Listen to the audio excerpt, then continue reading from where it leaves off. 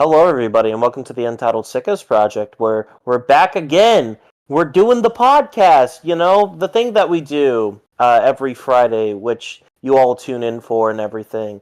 I'm Bears fan alongside my lovely co-host.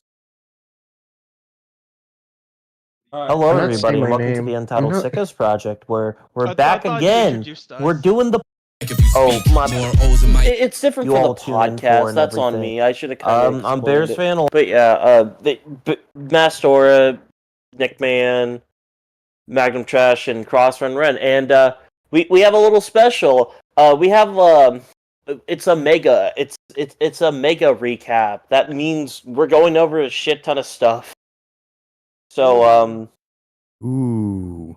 yeah, we've only done this one other time, and I wasn't a part of that, and that was like a year and a half ago. So, I'll start off with the one that the two of us here are unprompted to talk about. NHL.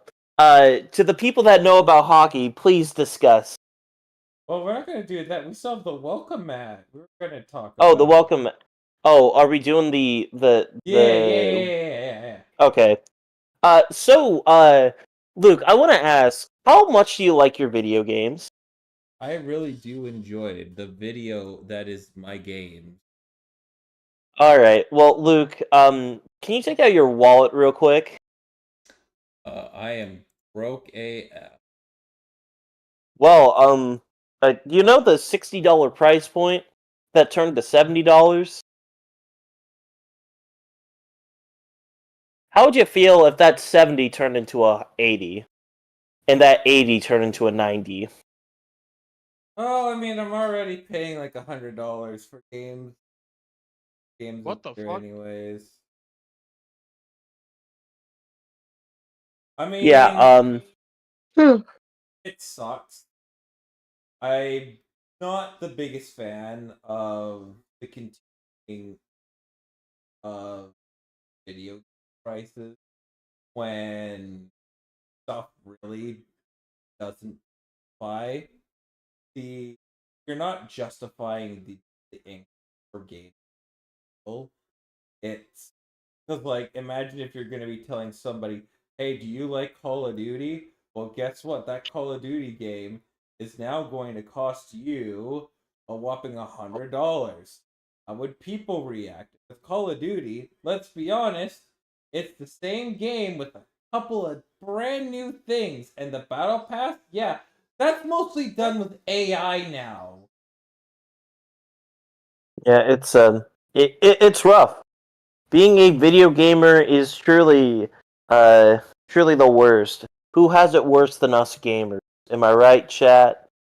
I mean, not The only most depressed that, group but of we're all, getting like gamers. new graphics. Like, there's new, like, you could get a relatively good, reasonable budget PC, but like that's still gonna cost you close to $2,000. Yeah. I mean, like, look what y'all see. What y'all saw what Microsoft did, right? They increased their game prices. They increased their console line by $100 across the board, and are now upping the price of their video games from 70 to 80. But what have they done to justify it, really? They're having Think about it. Microsoft always has at least one moment every couple of months where they piss off gamers.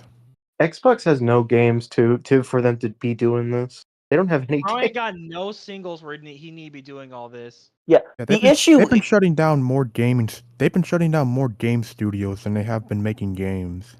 Not to mention, too, to go on your point, Magnum, Xbox is in such a down bad territory that they're considering taking Halo and putting it on the PlayStation. In which, if that happens, I think that's a clear sign that, as a society, we have fallen, and thus we have much. I think you see, like, Xbox is more or less like they more or less want to be a streaming service than an actual like gaming console, because I feel like Game Pass is like how they get most of their money at this point in time. I think. Yeah, I agree. I get that, and honestly, I think Xbox Game Pass is the best idea they've had since Halo. But the issue is, if Game Pass is your bread and butter, how does that really entice you to make better games? Because, like, Gears of War hasn't been good since Gears of War 3, and, like, you got Bethesda, which, congrats, you're getting Bethesda, but, like, all your shit's going to be immediately ported to PC, which... I mean, don't get me wrong, I do love the Oblivion remake. I've enjoyed the absolute heck out of it. It's been easily it's been one of my most probably favorite games to come out this year. Like it has been so good. Like playing it, like I played the original Oblivion 2, and like they've done such a beautiful job in recreating Oblivion to just run on modern platforms. It's a game that's also not super graphically intensive too. Like it's been all around like a well done game all around, but Yeah. it's something that, hey, it's available on Xbox Game Pass, where it's, to me, it's, I'm somebody that's just, I prefer to own my, right? Whereas, say times get tough and, hey, the subscription, what the, sorry, I'm just constantly editing the stream here. Constantly, sorry about that. Like, I kind of get where you're going. It feels like that the age of physical is kind of dying. Mm-hmm. Yeah, and I think that's something a lot of people have brought up too. Physical dying does suck, but ultimately, it's just more convenience. Like, I don't own DVDs anymore. I just don't, because I can just watch everything online as is. And I guess that's ultimately a convenience to whatever the fuck Xbox is doing, but not even just Xbox is having some downfalls. Like, it's every single gaming company, it seems. Like, Sony is like, granted, they're not in the worst spot ever, but they're still also coming off of the massive flop of Concord, which the fact is, you put $400 million into that game and it's gone in 2 weeks is utterly insane. It was a $40 game that was probably, that had like a super large budget. Like the back end of it, like it was in like that Concord was just in such developmental hell for such a long. Yeah, not to mention too, the PS5 Pro being $800. Just buy a PC at that point. No, I can't. Consoles are still cheaper than PC, because if you're gonna get something for like $800, not gonna. It's gonna be very outdated, very quick. I guess, but at that point, just save up. If you're willing to spend $800 on the PS5 Pro and add tax on that, which is probably going to be close to $900, just save up another $300 or $400 for a higher end PC. But you could. I mean, for things of like my PC at the time was higher end, and it costed me $5,000. My first PC was a budget PC, and it was slightly outdated at the time. That cost me $1,200. So kind of put it into perception of what you're really looking for when it comes to. But this hobby is getting expensive, man. yeah, not to mention too, it's also like something that I've noticed too. There still isn't an uber need to get the most recent console. Oh, also on the offhand, we're watching baseball and it's raining in the fucking Braves game. I was just gonna say, it's very odd that now it seems like everyone wanted a PS5 and Xbox Series S, but now it kind of just feels like a lot of people are going back to their PS4s and Xbox Ones, and they're like, there's still a ton of games coming out, and a lot of the newer games are still coming out on this console, so it's like, fuck it, might as well just stay where I'm at right now. Which it's funny because a lot of people, they either are wanting to stay where they are and not move forward, or they're wanting to just go straight ahead to the next. I feel that I'll say- how do you guys? I'll let everybody.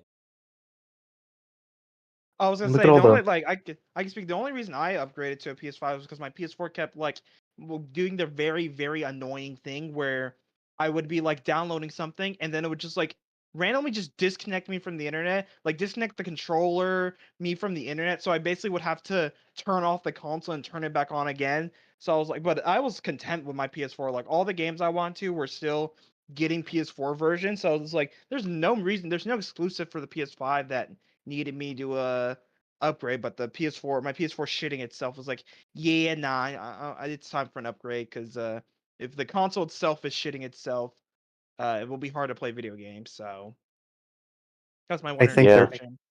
I think they're on rain delay. I think. Oops. They just finished. I think they just finished the out though. That was 2 outs. So Did they? Yeah, they I don't did. know. That was 2 outs. Yeah, that was the yeah, end of the game. they just finished the. They didn't. Yeah. They didn't. But no, it's No just problem, no it's a rough time to be a gaming fan, and we already made a video about Nintendo, but I'm sure other people want to talk about it. Simply put, Nintendo has went from the nice, little lovable corporation to being completely consumed by corporate greed, and we shouldn't be surprised because the amount of people that got a Nintendo Switch was on the same level of the amount of people that's own a DS in their lifetime. I should not be that surprised. I've always seen the DS as like the cheaper one, but the thing is, with the Switch, with the low power it is, it's falling behind everything else, and it has to have an answer, which is just not a powerful console.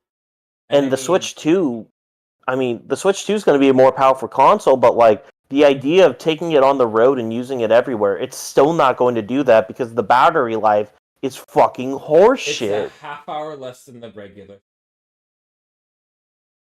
Yeah, And like if you're not a fan of it, just get a Steam Deck. yeah. Like that's. Steam. I've talked with this with Tristan, and I get it. It stinks, but like if you're not a big fan of it, there's a Steam Deck, right? It's right now what Nintendo hopefully is able to deliver, and we're all gonna find out about this on the 3rd. Is can you run 60 frames per second? If you cannot run 60 frames per second, I don't think, in my personal opinion, that this console is gonna really be game changing, right? Like in Canada, I'm probably gonna have to pay double the price.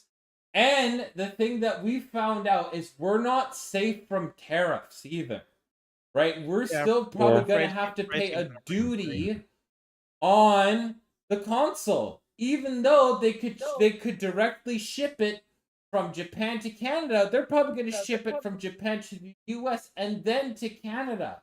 So we could be paying upwards to I don't know, over $1,000 for it, and that's just something that I can't do.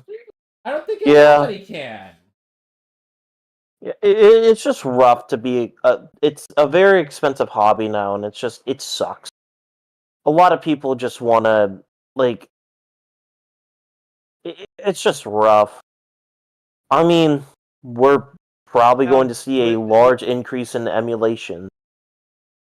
I say you're gonna see a large case of emulation, but if the market for like older games doesn't like fucking get hit hard with a lot of it going up, then we may see a lot of not retro games, but a lot of people going back to the classics. Nah, man. You see what you seen those scalpers, man. You've gone to a. That is actually now I think about Scalpers we're in the hell. worst. God bless the fucking I don't know. Honestly, Round of third. I am not advocating for you to bully a scalper, but if you know a scalper, you know what you have to do. No, bully's a scalper. No, but actually, no, I'm advocating for it.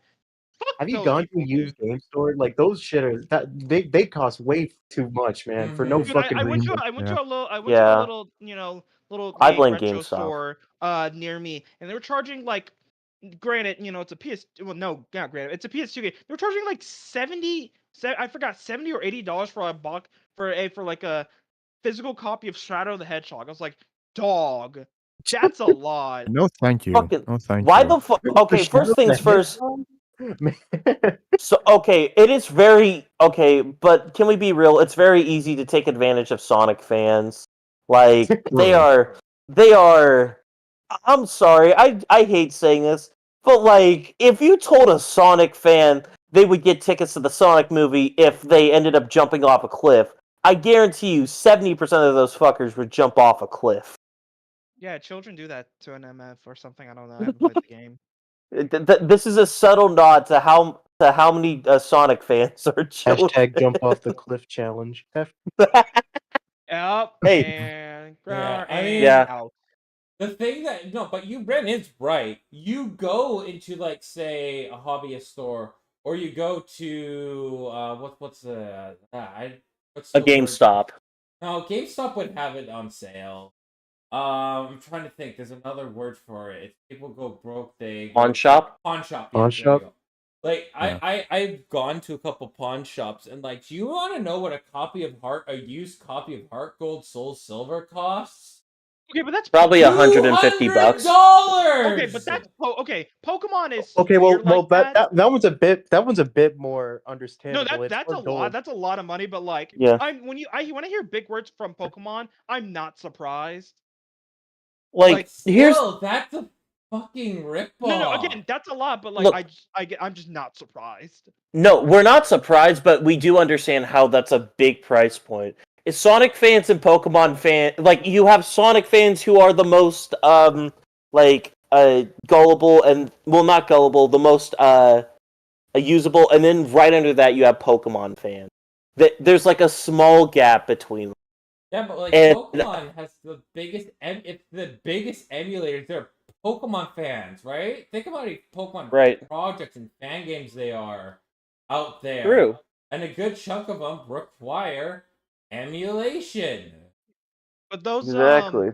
Pokemon fans, some are like, I love Pokemon, I need it physically. Some people are like, I don't really care to for it physically. Like, that's why, shit. Like, It feels I'll like sometimes say- Pokemon is a hype beast thing. Like it feels a little I bit was like gonna that. say, like, I'm not surprised that a pawn shop would charge that much for that. I'm not surprised.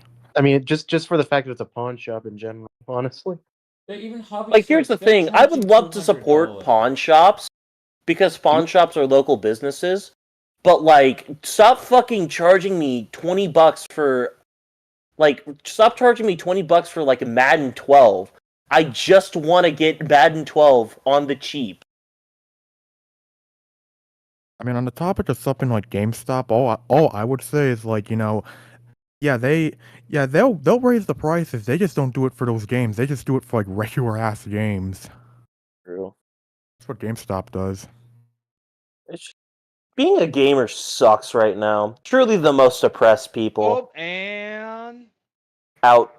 Got him. Hell yeah, nice Yeah. play.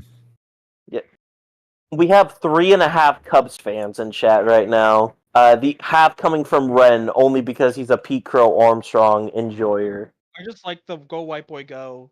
That's I'm it. happy. Fine. Mariners are up 5. Hell yeah.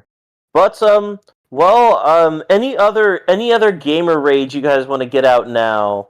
Before we I move hate on my to sports. games are woke or something. I don't know. No, I don't have I any. hate Sure. women and minorities. I like how the most popular mod was male and female for the body type selector, and Nexus made a big effort to shut every single mod down that involved that. So that's good stuff from Nexus.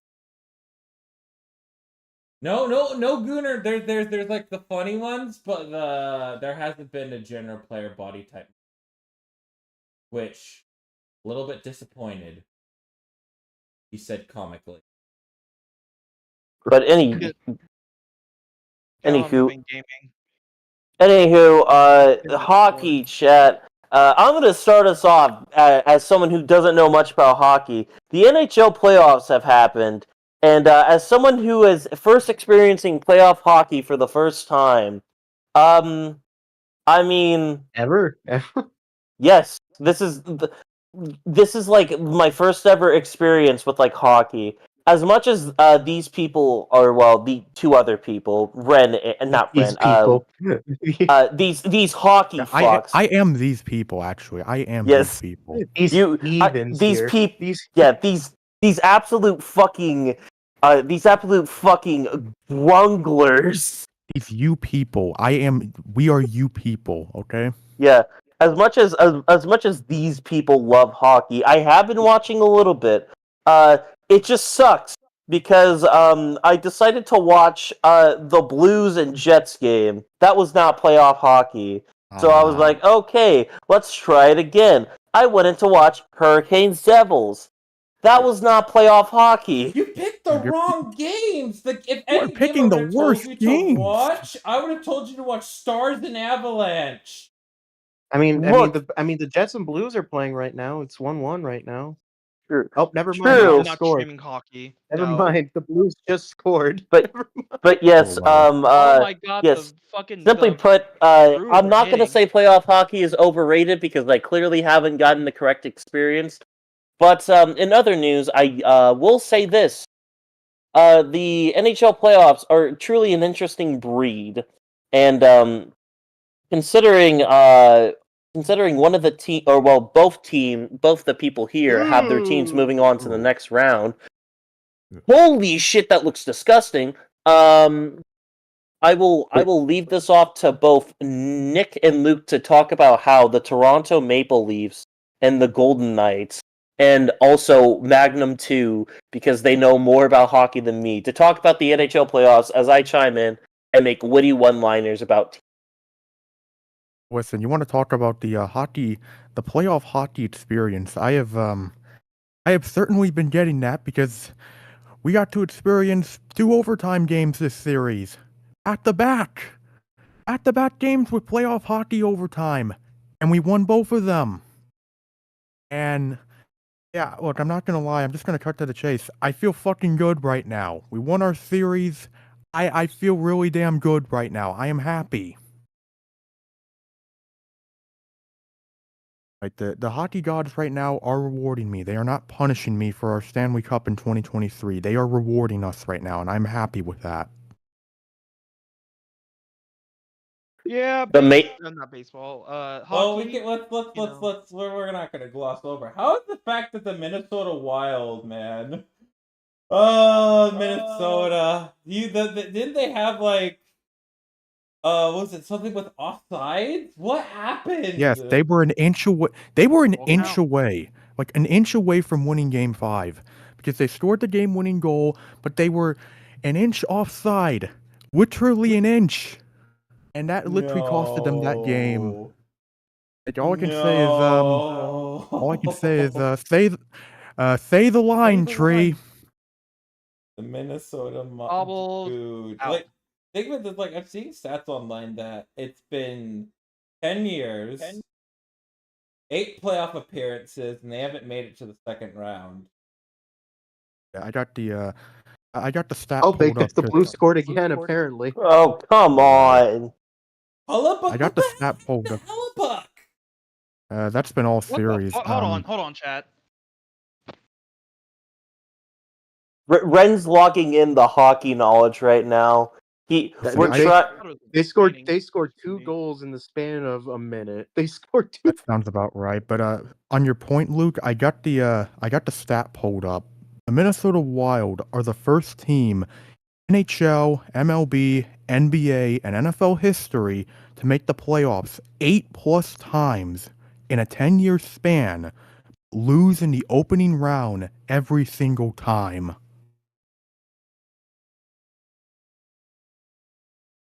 That is sad. I don't even know what those words mean, and that's sad.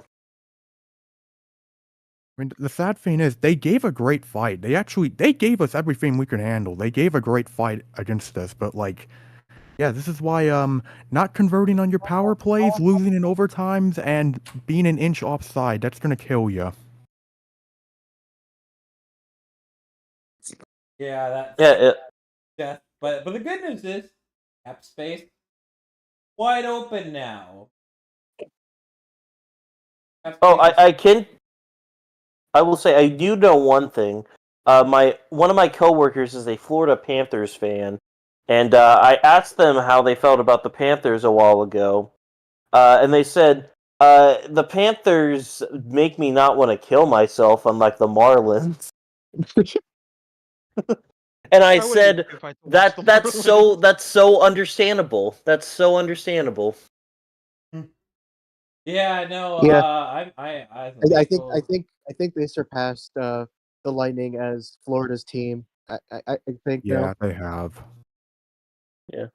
Imagine, all I know is that the Lightning went from a team that won the President's Cup, then fucking choked, won the Stanley Cup, and then proceeded to be the most middling sack of shit I've seen in a while. Yeah, no. The dynasty of the Lightning it's pretty much over. It's over. Let's just say I it. don't You think could just say it, trading it's away over. a big portion of their future is necessarily the right move. The fucking Blues scored again? What the fuck? What's up? It's 4-0. Fuck! What the fuck is going on? Oh my They've god. scored 3 goals within the last minute. What the Oh, fuck? Connor, are you okay? What the fuck? He's Connor, not okay. Wake up! What the hell? This is the team that won the President's Trophy. Oh, that was that. There's always a curse with that. I'm quite Hey man, well aware. game 7 on Sunday. Oh my god, dude! Here's the thing: if the Jets can't do it again, if the Jets falter again, which could very well happen, right? What do you do? You sit down and you cry. Like, the Jets are about to pull off, like, what I believe is to be the most hilarious thing. They had, like, earlier this year, the Winnipeg Jets went on they were white hot. And, you know, they rewarded their entire staff and players. And how do you let up this dud? Like, I know nobody wanted to play the Blues in the first round. Oh my god, the Blues are in a power play. Right, like, LOL. I know for one thing, right, that no one wanted to play the Blues. But, like, I didn't want to play the Blues. you have to do something if you are the Winnipeg Jets. How can you not do anything? What Listen, are the funny you, thing an is- idiot sandwich? Listen, the funny thing is that the home team has won every. Well, with the way things are looking this game, the home team has won every single game this series. It would be very funny if the first time the home team doesn't win in this series is the Jets in Game 7. Mhm. That'd be hilarious. Like, Connor Hellebuck is, in my opinion, the best goalie in all of hockey, right? And when you have the best goalie, and their offense has been pretty good too, it's just, what the flip has happened? Oh god, Tree just tweeted, Connor, sell the puck. Sell the puck. Fucking dude. I don't know much about hockey, but I find it really funny as soon as I start talking about them. It's like my karma with St. Louis kicks in and they score 3 fucking goals.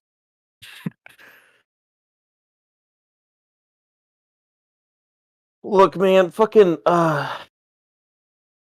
hockey's funny. Hockey's a funny Yes. sport. It is very funny.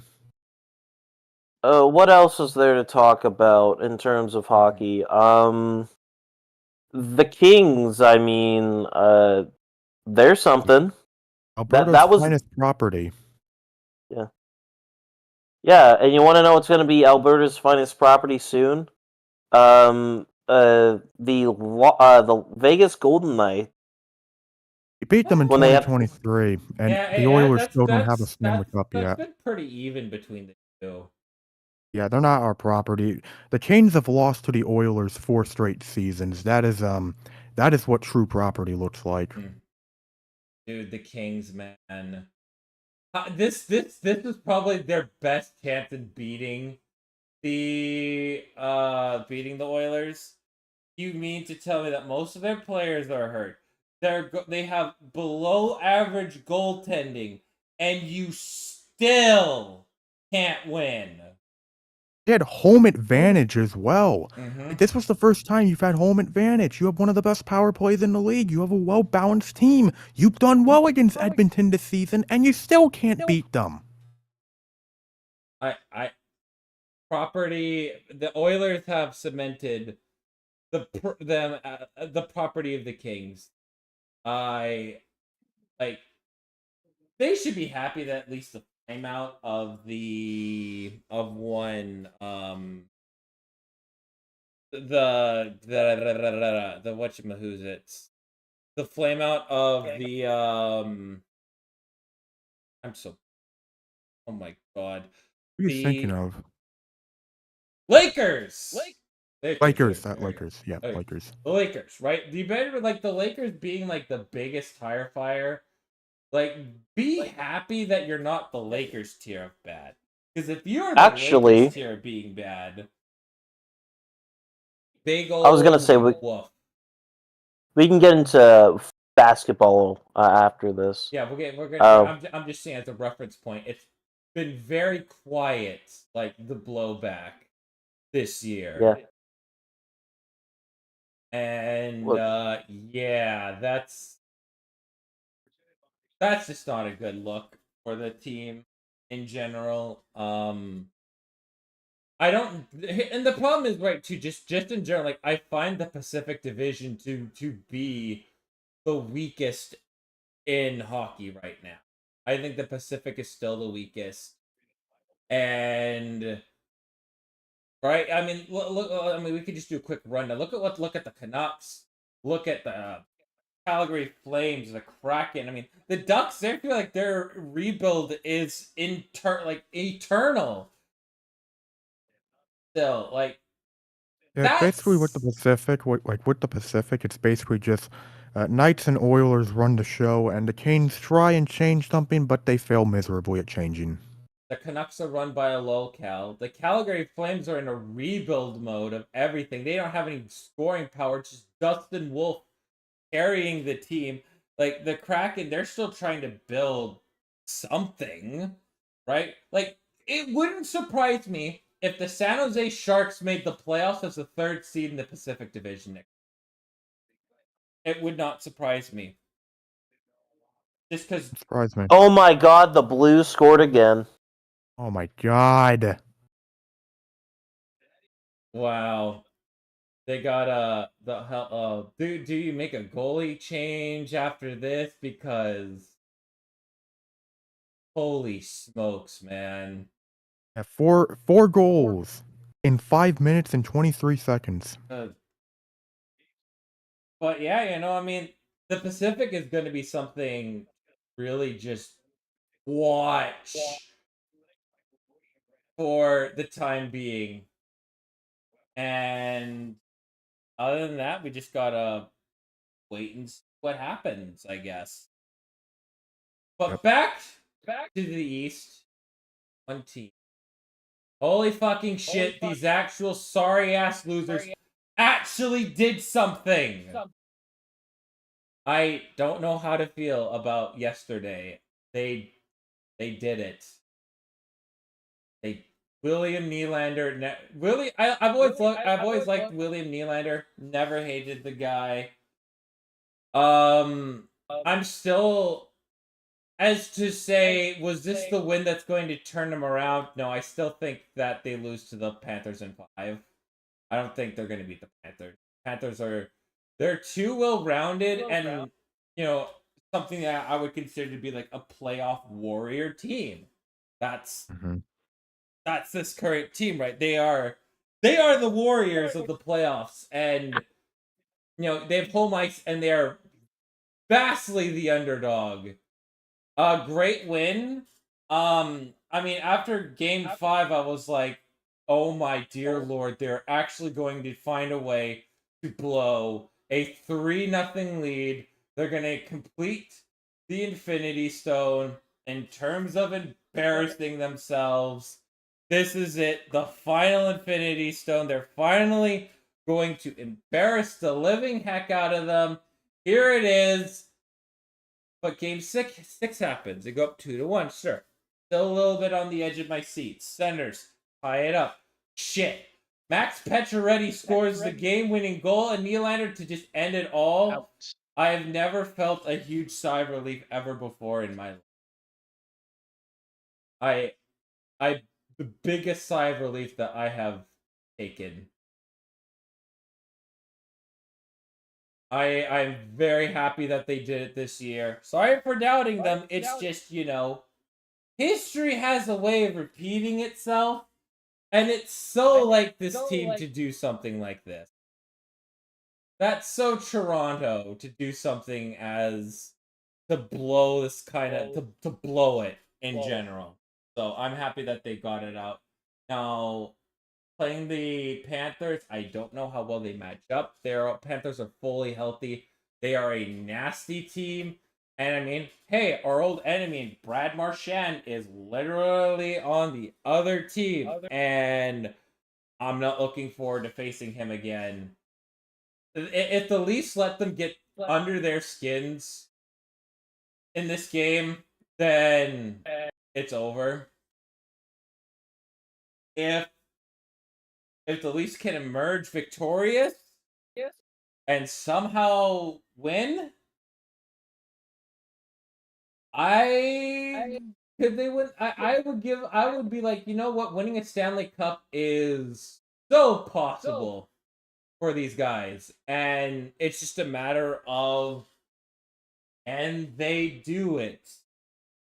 Do they have genuinely enough to break the plane, get to the promised land, and do what's been done? Can a legacy of failure be put to rest? I would love to put that to rest, but not gonna get my hopes up yet. They're gonna they need money to convince me a little bit more. But second round should be fun. Second round should be. Yeah, I will say, just on this topic, I will say that I've had this opinion before the playoffs, and I still have this opinion.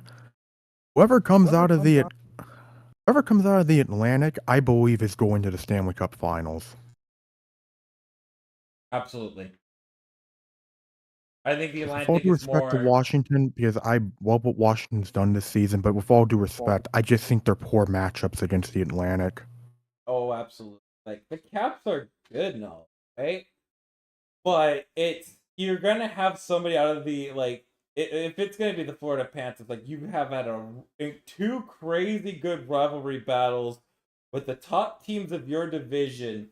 And I mean, no offense to the Atlantic, to the Metro, but like, you know, sure, the Caps are good. The Hurricanes they're gonna be a tough out, but Devils, I mean, and only 3 of them made the playoffs this year. So, yeah, there's nothing. The Metro's got nothing really go for itself. Just right now, they don't got a whole lot to show for them. So you're absolutely right. I think whoever comes out of the Atlantic, they're going to be in the Cup final, just because they're just that much more battle tested than everybody else right now. And that's what's going to be the real. That's going to be the real test. I think it's going to be a good game, but you don't want to be facing them. That's for sure. Well, Hi, I'm back. Hi, I'm sorry. welcome. No, you're good. Did we have anything else you guys want to talk about hockey-wise? Oh yeah, there is. The Canucks are on their reoccurring lockout. You guys ready to hear this statement from Jim Rutherford? They said that they're not ruling out a possibility in a trade with Quinn Hughes. Why Yeah, did know that they said that? they keep hurting you, and honestly, at this rate, we might need a third Canucks video at this rate. Dude, we're gonna have to get another Untitled Canucks project because Jim Rutherford doesn't know how to keep his fucking mouth shut about team operations. Like, the Vancouver Canucks are literally have traded JT Miller and Bo Horvat away. And you're telling me, yeah, we're gonna have to trade another good currently a franchise level player away. What? Like, how does this happen to Vancouver, where they trade away every single good player that happened to this team, right? And yet, oh, we don't want to rebuild. Like, this current core is going to drag this team kicking and screaming into a freaking rebuild. And Julio Rodriguez just hit a home run. There you go, Gerard. But, like, seriously.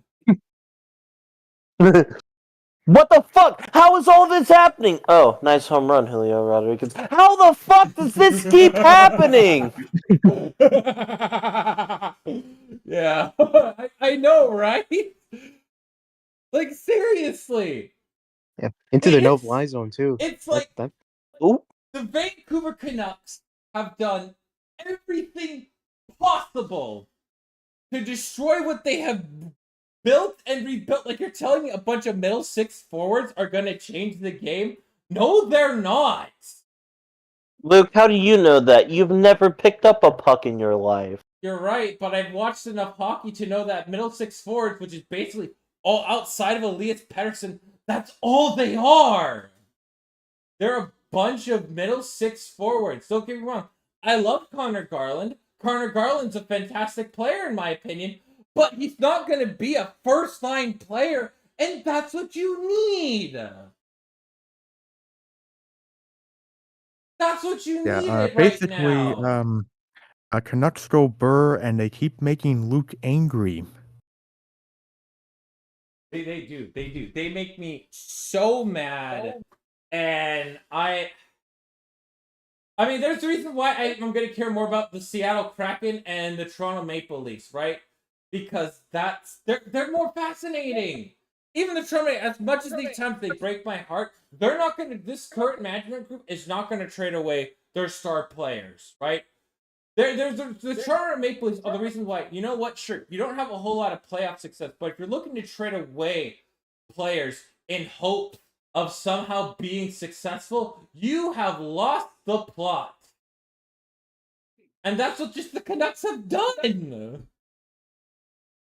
Unbelievable. Like, quick thing What? for the wrestling people. Backlash. Jacob Fatu, Damian Priest, let me see, Drew McIntyre and LA Knight for the US Championship in a fatal 4-way. Ooh, okay. Alright, That's cooking. alright. That's cooking. Good. Good. I find it funny, at the very least, when talking about something, we have 3 people to back it up. Which is going to be funny because we're going to be going on to, unless Luke has anything else about hockey. Last note, final note, Seattle Kraken moving off of Dan Bilesma. They are keeping Jessica Campbell. I do think it's good, but this is her realistic last shot to really prove a lot of people wrong. I still think the Kraken are a franchising altering talent player from really turning this around. But firing Dan Bilesma was something I really just don't agree with. Once Jordan Eberle and Yanni Gourde both got hurt, this team really did feel differently. They have a lot of goal scorers on their team, but they don't have that like puck moving player, which I feel is the one thing that's going to really keep them from doing anything. They need to get a puck. They need to get a puck mover. They got a lot of really great goal scorers right now. Lots of excellent goal scorers. I mean, but they need that puck moving player. They got to get more of that going around. I think Kraken are going to be a real good team to watch. But for right now, hopefully it gets better for the Kraken soon because man, it's going to be year 5 And there's going to be expectations for this team to do something to make the play, especially in a weak division right now. But yeah, that's the last I got for hockey. Well, if we don't have anything else, we'll move on to another sort of ball. The NBA playoffs are occurring right now. And I want us all to get together and do a honored pastime. On the count of 3, we laugh at the Lakers. 1, 2, 3. Ha ha ha ha ha ha ha. Luke laughs loudly about the Lakers. Hey, chat. Look, guys, I'm just saying. Lakers in 5. Am I right? Sucks that they had to lose to the fucking Wolves, but like, What do the Wolves do to you? What did the oh no, not that the Wolves did anything. It's just Rudy Gobert is still on the players I kind of hate list. I'm still not over 2020. Call me rent free. It most likely is, but all things considered, the NBA honestly has been a very interesting playoffs sphere to look at because, I mean, Wolves upsetting Lakers, the Warriors are doing shit again, and even stuff like the Pistons taking it close to the Knicks, and even something like the Nuggets and the Clippers trying to beef at each other. I mean, Going to a game 7. Yeah. yeah. I mean, it's not like I don't think the Clippers are bad or anything. It's just I think Nikola Jokic is just the best player in the NBA right now, and it's really surprising to see that the Lakers are keeping it close. You mean the Not the Clippers? Clippers, fucking hell, the better LA team. It's just it's really surprising too because like the Clippers have been doing it forever to try to keep everything together, and I mean, if they can get past the Nuggets, I mean, they could very well get past teams like the Knicks, like the Celtics. I mean, they could very well get Those are right conference very teams. different conferences, but I mean, like in like the long term of things, like Well, they the could get thing is, past it's the like, best team. well, the thing is, in that case, the best team for the Clippers to have to face would be the Thunder, who they would have to face if they beat the Nuggets.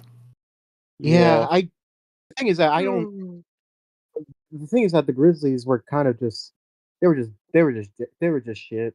It's so. Grizzlies Yeah. were checked out. I mean, you blow. I mean, John Morant gets injured, but also you blow a 29-point lead. Like, what are you doing? There's only Not so to much mention, John Morant can do. You know, there's. yeah, and like, I mean, just not only that too, but I still don't understand why you're firing your coach in the middle of the season when you're off to a somewhat decent record. I don't understand that. Yeah, I don't get that The thing either. I'm imagining is vibes must have been really bad because as shocking as it was with the Grizzlies, it was even more shocking with the Nuggets firing Malone. Like that Yeah. one was really, really shocking, and it's like it just feels like I get that the vibes must be like the vibes have to be really bad for stuff like this to be happening, but also like it's still a really bad look to be doing this very close to playoff time, especially considering you still got the playoffs coming. Like, you still have to see how that plays out, but at the same time, it's like, yeah, I don't know. It's just like with a team like the Grizzlies, it's like, it's been a bunch of like, there's just been a bunch of snowball effects, and of course, it all leads up to having to play one of, if not the best team in the league, and embarrassing yourself because you're completely outmatched and you're completely checked out. Yeah, the thing is too about the Grizzlies, it wasn't even like a case where like with the with like the Magic where it's like they kind of made it sort of competitive with the Celtics, but like I don't know, man. Like both the Grizzlies and the Heat were completely fucking two different sides of the coin, but like at least with like the Heat, they had nobody on that team that signaled a playoff push at all. You have Tyler mean, Hero and like I don't know, Bam Adebayo, is he still there? He's still, Yes. Bam Adebayo is still there. It's just, I mean, if you're talking about uncompetitiveness, the Miami Heat, that was, the funny thing is they kept it somewhat respectable the first two games because I don't think anyone realistically was expecting them to beat Cleveland. But then games 3 and 4 happen, and it's just I've never just seen a war team just crimes. give up. I've It's never just seen war like a team crimes just after war crimes. I never seen a team just give up like that quickly, you know? No, what's funny too, they lost 124 to 87, and then right after 138 to 83. They just wanted to go to Cancun. They had them flights booked. I will say this. 3, 2, 1, Cancun. Cancun. It's just really funny. All things considered too, another team that we should probably be talking about is the Rockets. Like, what's going on there? I get the Warriors. They're playing right now. Yeah, I've been looking on the reel here or there. It's just what's going on with them. You had probably the second best record, you're probably like the second best team in the NBA right now, depending on where you place the Celtics in You terms know of they're them. winning right now. No, Well, yeah, no, it's but like giving up a also lead to the they are Warriors. not the second best team. I'm pretty sure you're thinking of the Thunder. Well, by record, they're No, they're number 2 team in the West. I That's get what the I Okay, meant. feeling I this thought you meant like in the league. No, he meant in the West. yeah. But like I get where You this said is the heading. Celtics. So Now, No, I was mean like Taegan depending said on depending on where you place the Celtics, the Rockets could be the second best. they're But it's not. all just It's the Thunder. It's the fair enough. Thunder, Cavs, Celtics are the top 3 right now. Here's the thing with the Rockets. It's the Warriors have been their boogeyman for so many years, going back to the days of when James Harden and Chris Paul were together and the Warriors still had Kevin Durant. Like how many how many threes did they miss again? How many like consecutive threes? 27. 27 consecutive missed threes. 27. Yes. Yes, and it's that game. This franchise, the Warriors franchise, has haunted the Rockets for so long, and I think that plays a part of it. But also, in terms of why the Rockets have struggled, number one, playoff inexperience. They don't have the experience that Golden State has. I mean, compared to so many other teams, the Rockets' experience is so low compared to everyone else that it's not as surprising that they're having these struggles, especially against a Golden State team that still has Steph Curry, still has Draymond, and of course now has Jimmy Butler. It's just, I think the other thing is the Rockets are, even with how well they've done, they are not exactly the best shooting team, and it's really showed during the playoffs. Yeah, Yeah. You know when the Hawks were like the number 1 seed for 1 year? Yeah, it's kind of like that. It's kind of yeah, that's fair. Oh yeah, I did want to. Oh shit, I got spoiled about what happens next in the Cubs game. what happened. What? Real quick, we'll see what happens. It's still Sending streaming. the So launch is cones. he going yard Yep, again? that's gone. He's going Yep. yard Oh, again. God. Yep, he's go. fucking. He soloed that bitch. Get that shit was shit out of here. Go white boy, go. Oh, he Fucking threw it Pete. back. He threw What it a back. that dude just PCA. gave the loudest PCA. fuck. ECA. Oh god, that was fucking hilarious. Back on that top. ball was. Like, that ball was low. Fucking good lord. Thank you, Mets. Thank you for PCA. Man, Thank you. for half a Matt. year of Javi Baez, man. Thank you for your sacrifice, Baez. We always appreciate Thank you. Anywho, back on topic. Can we also talk about how the Bucks are they're done? Like they're cooked. They're cooked long term. I don't know. I don't know what they're gonna do after this. First off, I think Rivers has got to go. Like It's they, gone. Oh, Like, that was fuck! peak. That was peak Doc Rivers. missed That the was field genuinely. That was peak Doc Rivers. Yeah. It fucking dog. Not to mention that last game in the last game in overtime. That whole situation was completely fucked. Like you had a 7-point lead with like under 40 seconds remaining, and you blew it. Like I Look- Rivers is Rivers is he's anti-clutch, you know. He's the he's the equivalent of fumbles under pressure. He is Mr. Do not leave me when the lights are bright. I mean, I'm still amazed. I'm still amazed they sorry. gave Doc Rivers a job in the first place. That's the I'm amazing surprised part. too. Yeah, I know that Bucks fans wanted what was his name again? I forget. I Bud Um, Bud something. Yeah. Budenholzer. yeah. But like they wanted him gone. But I don't think they wanted Rivers either. So that's Yeah, the but, yeah, because between that they hired, I believe it was like, I'm trying to think of what his name was because I know they hired someone between Bud and Doc. Oh yeah, I believe, yeah, Adrian Griffin, and then they fired him mid-season, and then they hired Doc Rivers, and Bucks fans still aren't happy because it's like, well, crap, we fired our coach, and now we're stuck with Doc Rivers. Why Yeah, why did we they downgrade? they hired him like from the booth too. Like Doc Rivers was like was doing things.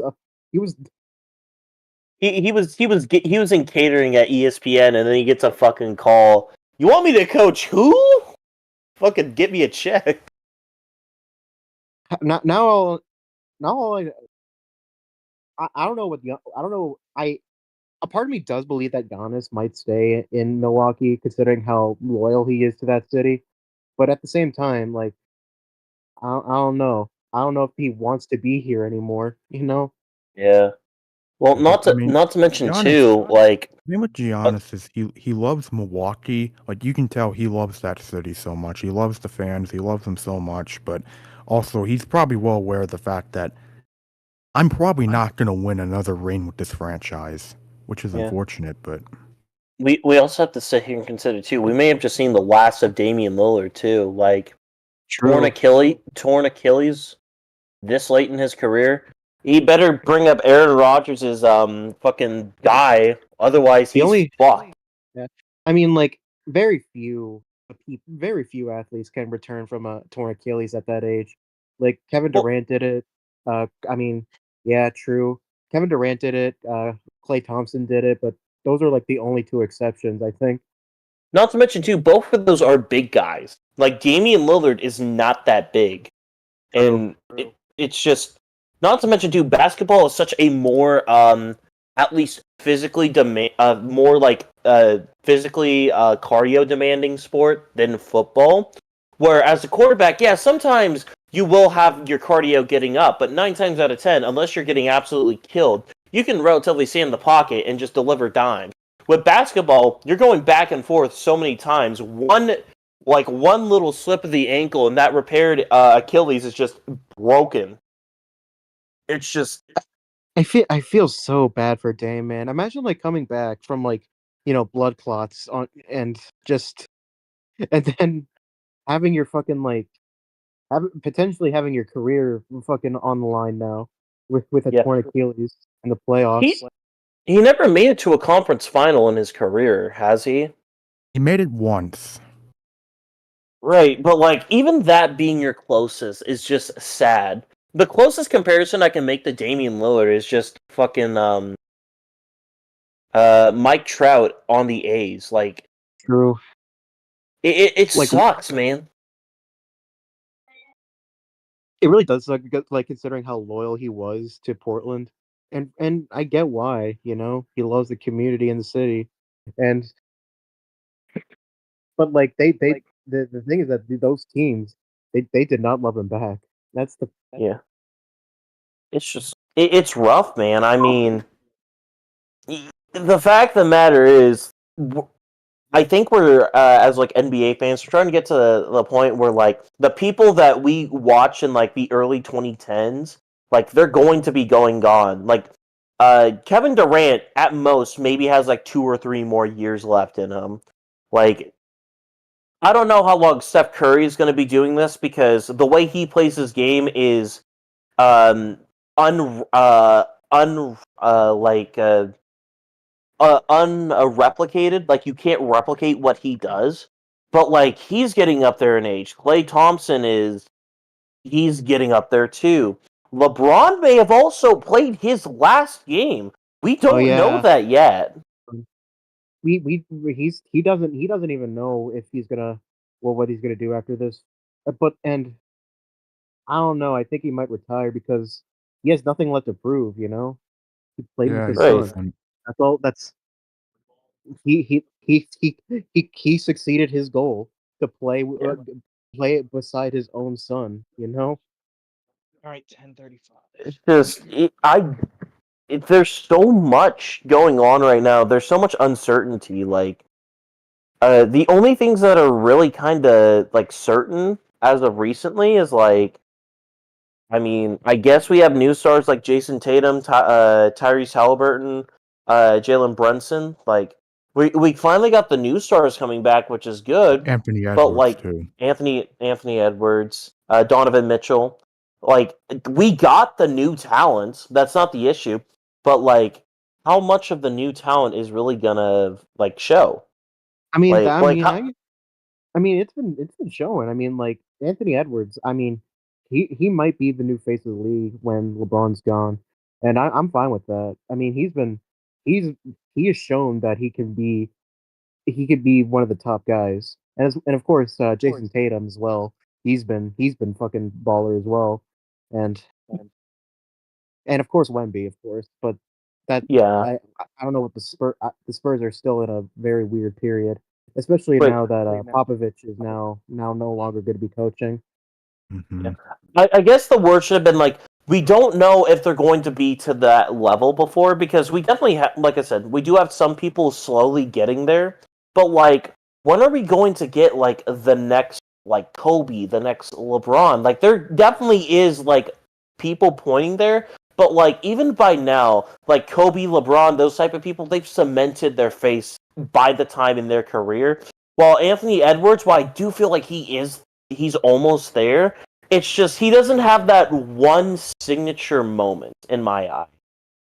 But granted, that might also just be me being It like, might. "Oh, I we mean, need it could come soon. Who knows? We don't. Yeah, it true, could. maybe even And come in this playoff." I feel it will. I feel like the face of the league, will be Wemby at some point. Wemby got Yeah. hurt this year, so he couldn't really do much. But for what we've seen, I think we'll see someone who I feel like we'll see like a one of one, like again from because of Yeah. Wemby. I mean, Wemby is like a generational talent for a reason. So if anyone could do that, it would be him. Look, all I'm just saying is, if the Spurs somehow get pick 1 and 2 in this draft, I think the league's rigged. Obviously, joking, but like I mean, if the Spurs can somehow get Cooper Flag, um, that would be insane. I remember seeing that one tweet that's like a Spurs fan saying, "Please, basketball gods, bless us bless us this one time." And it's like this, everyone is just laughing. Everyone's just making fun of him in the quotes. So it's like, how many fucking times have y'all gotten lucky with the draft? Look, if the Bulls can somehow pick in the top 4 again, we got it. We need to get like that. We need to get one of those players, man. Because the Bulls suck at the lottery. That's the thing. yeah, I know. It's just I will get I want to stop bitching about the Bulls because I know we're trending into the right direction and I get that, but I'm still not over the whole Patrick Williams On a thing. on a tankathon, I just sent the lottery. They said it gave me the Blazers. It gave me the All I know for a guarantee is the Jazz are not getting the #1 pick. Dog, the Jazz don't deserve the number 1 pick. They've been Get ready asked to for learn so number long. 5, buddy. Yeah. Can't wait Yeah. for the Bulls to get their yearly their yearly 5th overall pick. Okay. True. I can't wait till another Matas falls to us again, and we're like, holy shit, how did he fall to us? And then we're gonna go fucking 40 and 44 again. Yeah. And Now then that Hey, the Bulls sorry. got one. I simmed the Bulls draft lottery victory. It took me 5 times.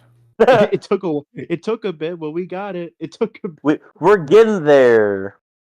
Yeah, just I'm Now, sorry. I mean, sorry. Are we still out on Billy Donovan? Like, is he? Are we still going to say like he can turn things around? But like, The thing is are we? that I don't know what I don't. The Like, thing I is that don't want him as I don't want know. him as my head coach, but like right now it's like I'm very indifferent. Where it's like I'm like, oh, he exists. Oh yeah. There's really, I mean, like, is there really like a better option right now? And like, do we really need a new head coach at this point in time? Like, mean, I the don't thing think guess. so. It's more like I just think to myself, okay, who would at the moment want to coach the Bulls? Though I do I find don't, it and fascinating. I do find it He's fascinating that if he makes it to next season, which I know he will, at this rate, if he is coaching game 1 of next season, he will have coached the Chicago Bulls longer than Tom Thibodeau did. That is a that's wild insane. fact to me. That is insane. What? like it's just, like I get it, but like the thing is with me, Billy Donovan, he gives John Fox syndrome. Like he shows up, he might be able to get you there, but like in actuality, he's just probably not it. Well, the thing Yeah, is that like the Bulls, they're not that. I don't think they're. They for some reason they think they're just one piece away from from making the playoffs. They're just one piece away from a huge championship run. I don't know why. I don't know what one, drugs they're on. one, But one they more one more off season, bro. One more off season.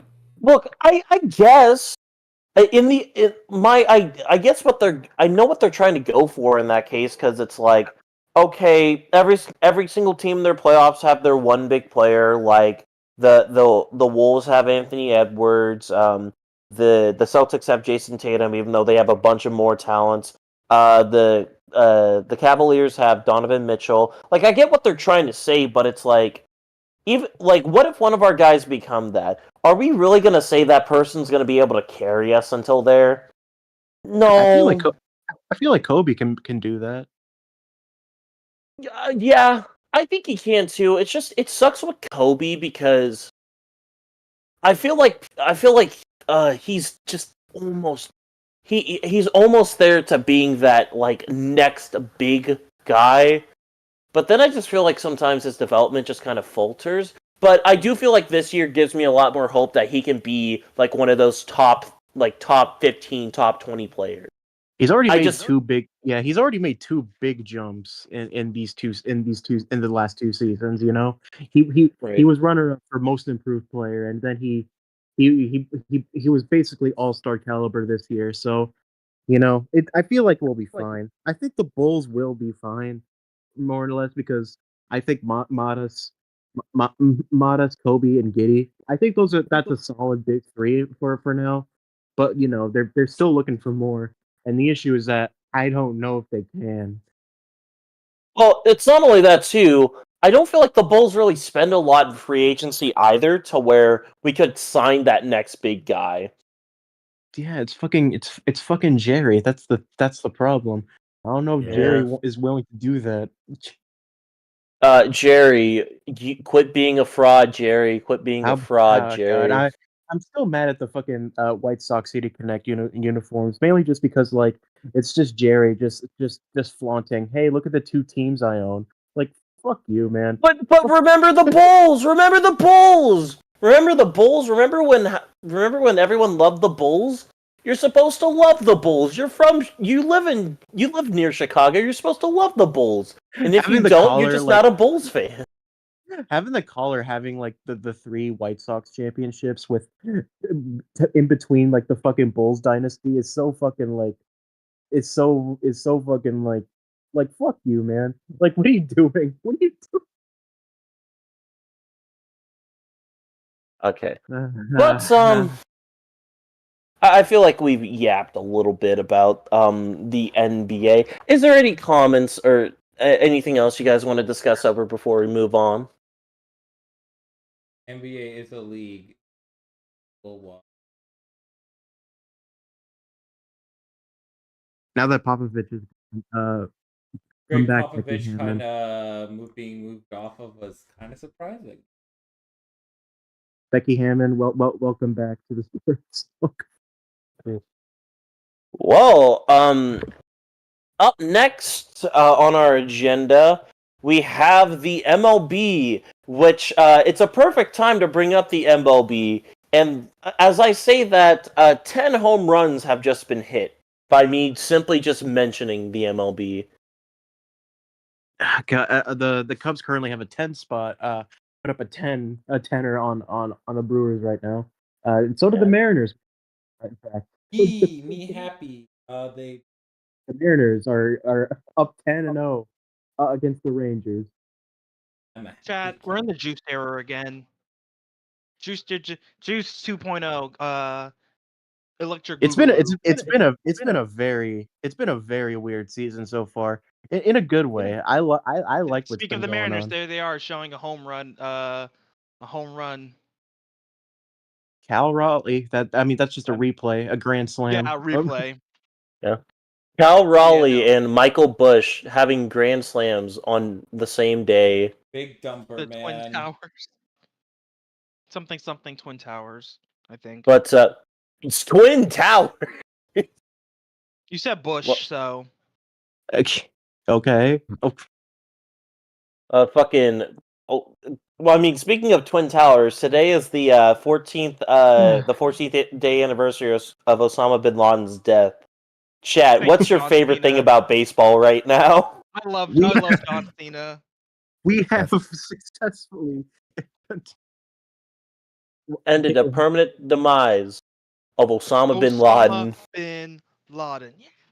Oh, Yeah!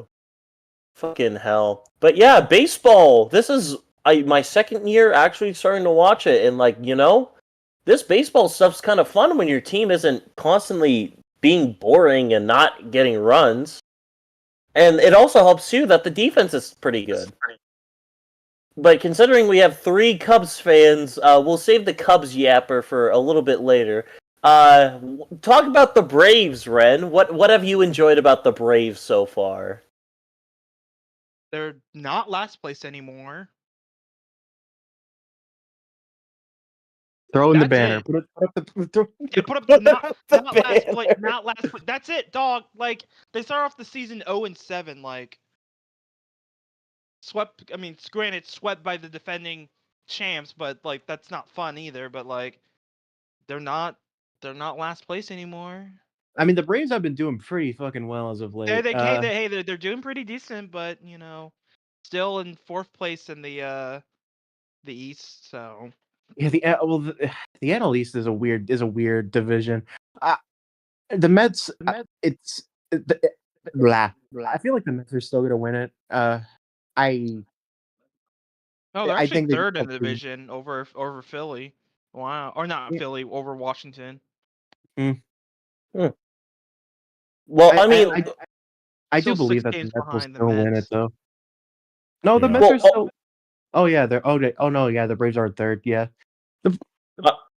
I will say this: it does feel like this year the Phillies have taken a bit of a step back. They haven't really felt as dominant as they should be. I mean, for God's sake, someone died. Someone died recently, and fucking Nick Castellanos didn't hit a home run. Chat, is Nick Castellanos a fraud? Is he on fraud watch? I'm seeing people begging to let that joke die. It is unfortunate. Sad. Sad. That joke won't die because Nick Castellanos will hit a home run. I wish I knew what you were talking about, but It's I'm the ultimate. It's the curse. It's the ultimate curse. Real. It's the ultimate. True. The ultimate curse. Danganronpa reference. The Phillies are weird. The Phillies are a very weird team. I think they're fine. They'll be fine. It's Yeah. they still have like the basically the entire roster from last year. Alec Boehm has been not good though. That's a problem for them. Yeah. But other than that, they're fine. They'll Yeah, the thing I've noticed with the Phillies is they always get off to these starts and then they turn out fine. It's just I think the main thing I will notice so far is that their bullpen has been a steaming pile of ass so far. So that's the one thing I've really noticed so far. But outside of that, the Phillies they always do this to start the year. that has been a reoccurring theme for the Phillies for a while now. And not for the first not the last couple of years, but like during their first time when with Harper, they just seem to forget that the bullpen exists. Yeah. I mean, who needs a bullpen when you can just have guys that hit home runs all the time? Exactly. Unfortunately, does not compute because you see, there's a little thing called a hitting crisis, and everyone seems to want to hit nukes now. Yeah. And We're in a shortage. We're in a short. Yeah. I think it's more We're- of a bigger focus on hard contact. we're in a The inflation has gone through the roof. It's gonna crash. True. Fucking no. I have a better joke. These fucking tariffs on bullpens have gone crazy so far.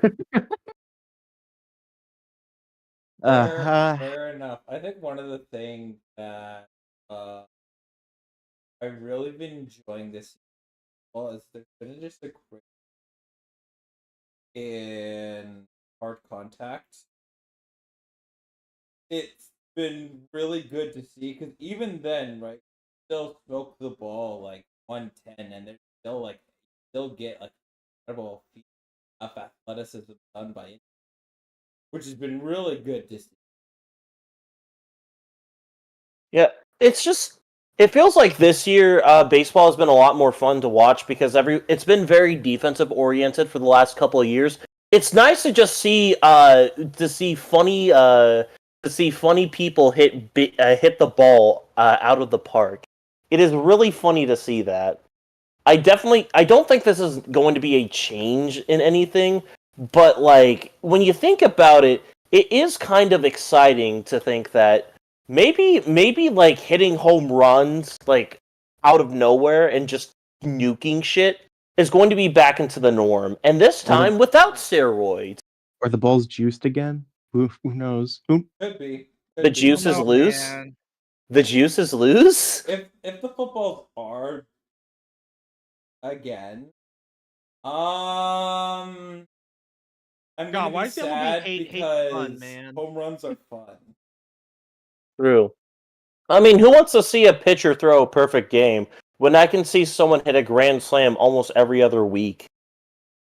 Yeah, dude, I want to see the boring sport, bro. I don't want to just see another strikeout. Well, That's not. Not to mention too, I think that the amount of runs being scored is being more beneficial towards the game right now. Because think about it, for the longest time, people didn't want to watch baseball because it's just sitting around doing nothing. But now we're getting back to a point where it's like, baseball games are exciting. You're going to be expecting a score in almost every inning. It keeps you on your toes. People don't really give Manfred enough credit for the rule changes. I think I think he really needs to get credit what it's due with, how he just sped up the game. Oh, I agree. I definitely think that at first the pitch clock was kind of dumb, but even then, when I talked to my stepfather about it, he told me I knew at first I was gonna hate it, but then I realized, oh no, this is probably better for the game in general, just because no one wants to watch like 4-hour baseball games of pitchers of just like 1-0 baseball game.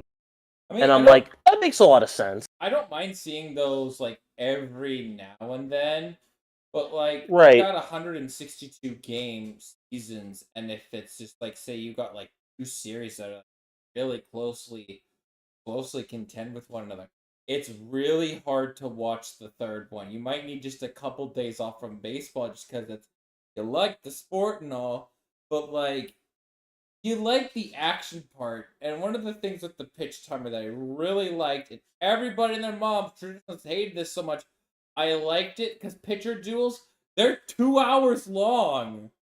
I could watch pitcher duel. If a pitching duel is only 2 hours long, I'm gonna dust off my hands and go sweet. Well, the thing is, too, the only thing that I still don't like is the whole, like, extra base runner. I get it, it's supposed to speed up overtime, but, like, fuck it, man. I want to see longer overtimes. I don't want to see, I mean, not overtime. I want to see longer extra innings. I want to go back to the extra inning, like, 20s. I know we never really got extra inning 20s, but fuck it. I want longer extra innings, man. I don't want this, oh, it's the 10th inning, 11th inning, get fucked, nerd. I mean, the thing that I'm unfortunately against, if you do have a game that really taxes the bullpen, just for the protection of arms, I think it's more for player safety not to have games go 20, like even 15 plus innings. It is really dangerous, especially if like you're on a very critical stretch and you have a game that goes innings, and then the next guy in the rotation isn't known for going particularly deep into games. I feel like that really hurts a long run. Well, I get it.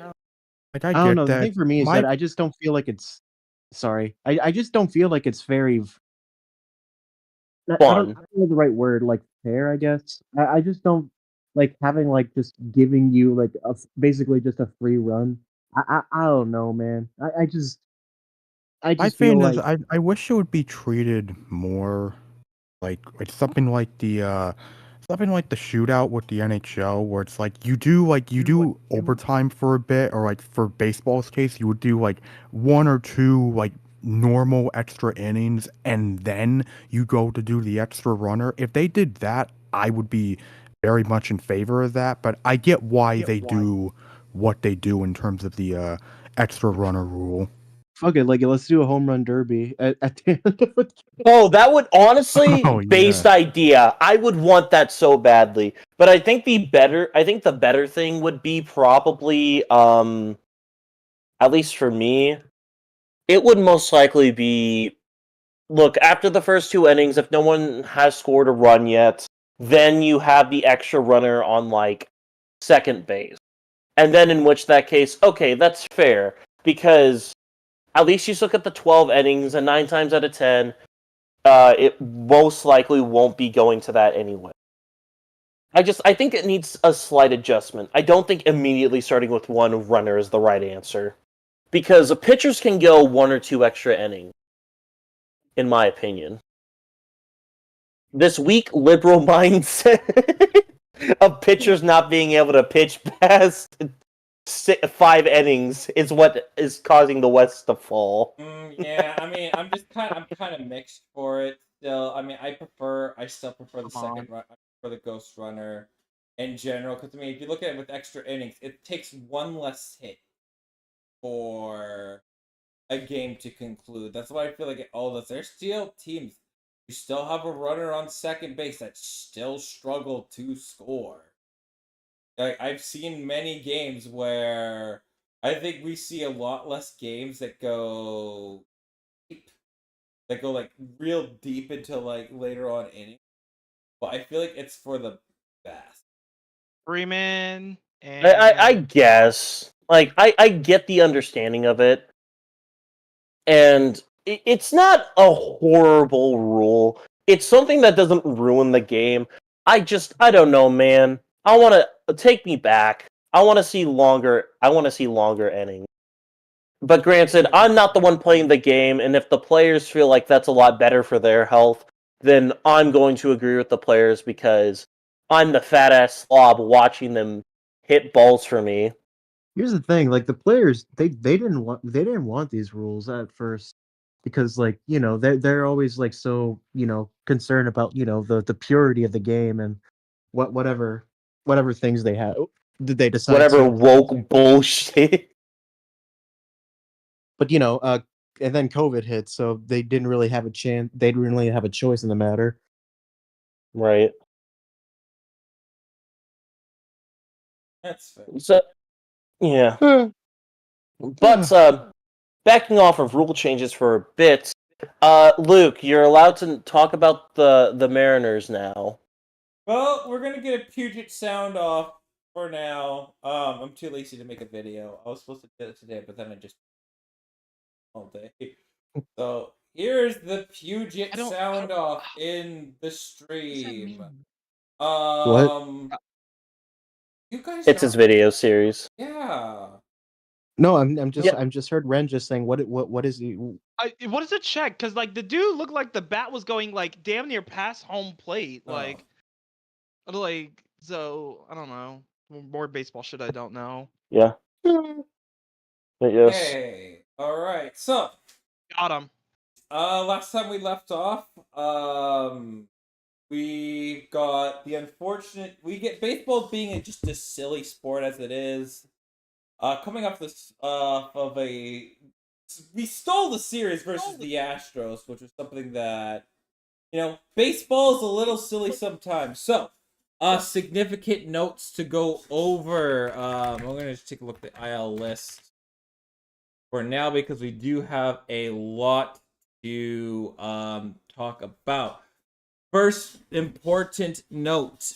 Mariners are likely to lose Ryan Bliss for the season. He has a left tricep tear. He is probably very likely out for the season, or at minimum, he is going to be playing baseball in Tacoma for the last month of the season, as it is the playoff push. Logan Gilbert. I'm happy. I really hope that he's okay. I really hope he's fine. They're gonna shut him down, and we don't know how long he's going to be out. But if Logan Gilbert is out long term, we're down to. I mean, they're doing fine for now, but I'm not gonna be. All right. I'm not gonna have a lot of hope. Logan Gilbert is right now, I imagine, the current ace of the team.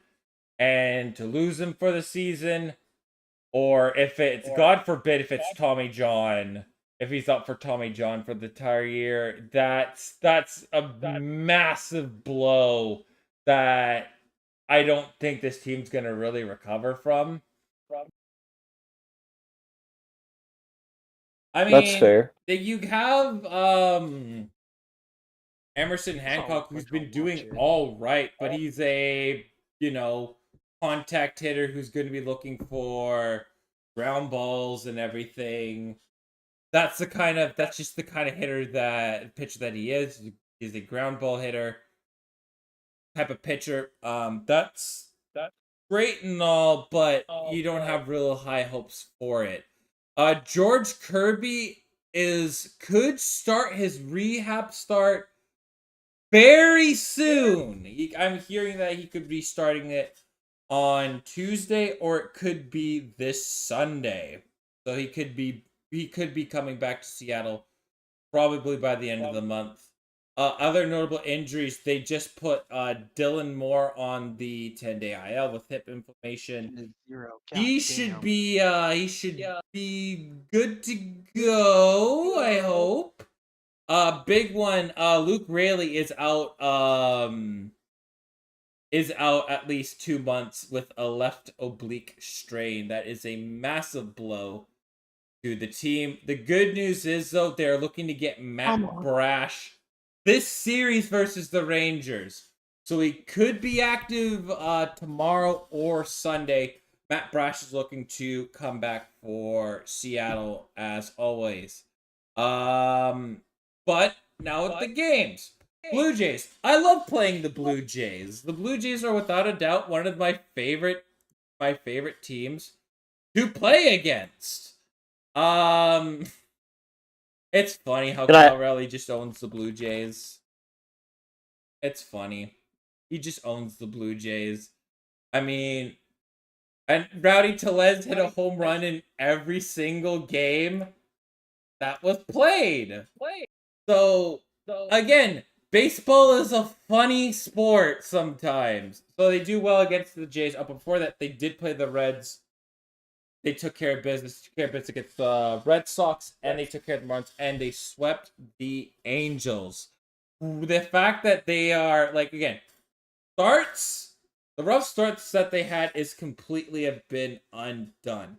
And there's a couple of really good tweets that I have. In the 82 games since Dan Wilson has taken over, it's about half a season worth of games. The Mariners are the number 2 team in terms of hitting since Dan Wilson has taken over. This team's hitting has been the hitting has obviously been just so much better through the years. Like Jorge Polanco has an OPS over 1 still. The dude has been mashing all season long. He's still being used as the DH. He's got a little bit of a playable injury, but he's someone that is not in a full-time second base role quite yet. But really good surprise. JP Crawford in the last half month or so, he has been hitting 400 as a hitter. Last year he was hitting 200, and I thought it was basically completely over for him. But JP Crawford has easily turned around and looks so much good. We had the debut of Ben Williamson. He's off to a fantastic start. And defensively, he looks fantastic. And even as the hitter, it's more looking at just how is he going to adjust. But he's looked very good as a hitter. The Mariners may have found their third baseman, and it's been in their farm system. Wasn't expecting Ben Williamson to really hit the team and do anything, but here he is. Randy Arozarena's on base streak still continues. He's been looking pretty good. Julio Rodriguez, he's turning around the corner. He's doing a lot better. And not to mention, you got Cal Raleigh, who I think leads the AL in home runs. He's got 12 right now, I think. So the team's hitting as a core looks better, but there still is the massive elephant in the room. What are you going to do with Devon Solano? Even with the game that's currently going, it's the bottom of the ninth inning. It is 13-0, and the only player that hasn't had a hit is Solano. What are you going to do with him? Solano the Mariners are in this weird position where you're going to have to look at Devon Solano to do something for the team. And at one point, if they had cut him, I believe after the Red Sox series, he would have been statistically the worst hitter that joined the Mariners since some guy in 2012. It was that bad. So now I see he's gotten some hits now. He's now has gotten 4 whole hits. So to me, I'm looking at this and going, what are you doing with Devon Solano? And if you need one and your everyday first baseman, why aren't you not calling on Tyler Locklear yet? He is the person that I believe would be a far better hitter than both Rowdy Tellez and Devon Solano. You would have your permanent solution at first base. I still don't know why they haven't pulled that trigger quite yet. Devon Solano has just been flat out awful, and he hasn't had very many appearances in the season as a whole. Miles Mastroboni has had Cubs more legend. He's been great this year. He has been great, and all year long he's been pretty good. He's filled a really good niche as a utility player. They've used him at third, second, left, and right field. They've used him everywhere on the field. They've used him everywhere, right? And again, you have also Leo Rivas, who, again, I would imagine plays the role that you would want Devon Solano to do. You cover guys' day off, and you're more of a really good utility player that can be used around the field. There's no justification to me to have Devon Solano still on this roster. I don't see it. I know, like, this team is so banged up that now you're going to have Solano in a bigger role. But why aren't you using Tyler Locklear, who I believe is ready now? Like, he's been mashing in Tacoma. How isn't he a better option than what you have right now? All right, still alive. That is, to me, just the most baffling statistic of all is the justification that Devon Solano is still on this team. Like, I don't like guys losing their jobs, but with the amount of hitting and the amount of coaching that has been done with this current core of hitters, and how he's currently the one player that really hasn't responded well to any of it, how is he still here when you have I believe, a significantly better option in Tacoma right now?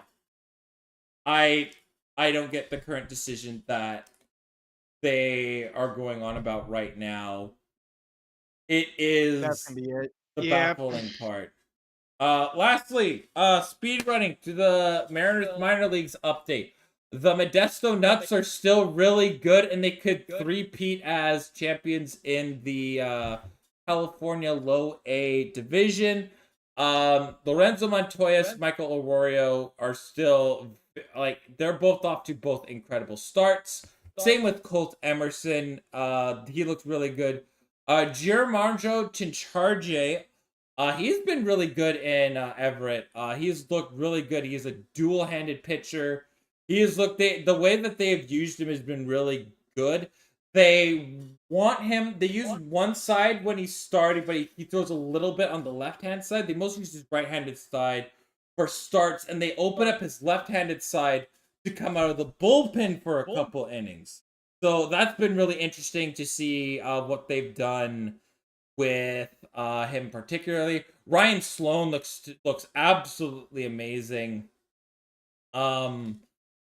Arkansas looks really good. They're getting some pitchers back, and we're hopefully looking for some big months from Cole Young soon. The prospects are looking really good, and the big one, I am blanking on his name. This is last one. Phelan Selstein, dude's been raking in low A. He's looked super good. I imagine he'll get the call up to high A once they reach the halfway point of the season, but he has looked really well so far. So prospects look really good. They lead the league, I believe, in base. They have 9 guys in Baseball America's top 100 prospects, and they're not even at Ty Pete yet. Ty Pete looks absolutely amazing, and we're also going to see Yerger Bautista in the Dominican rookie circuits soon. So that's going to be exciting to watch. Anyways, that's going to do it for me and for the Mariners Puget Sound update for me for this. Sorry that took so long. I had a lot to cover. You're good. In that case, now it's time for us to talk about the Cubs. Yeah, okay. We got the M's rapping. We got to do the Cubs yapping right now. So By Yeah. the way, Cubs win. By the way, yeah, the Cubs won. Yippee! Yippee! I love the Cubs. I love the Cubs. How about okay. the Cubs? Huh? True. How about those Cubs, man? How about them? Hey Chicago, what do you say? What does Chicago say? Cubs are gonna win today, man. Man, I this there's something about this team. I don't know. There's just something about this team that just feels different from the rest of them. A lot of it is due. I think the fact that we got Tucker on this team, because a lot of this team was missing was a superstar. We needed like a superstar to really present ourselves with, and Mhm. I think Yeah. and I think Tucker and I think Tucker fits that perfectly, and he's been doing very well. So I have very much been enjoying the Kyle Tucker show in Chicago. Personally, I think it's the best show out of Chicago in a while.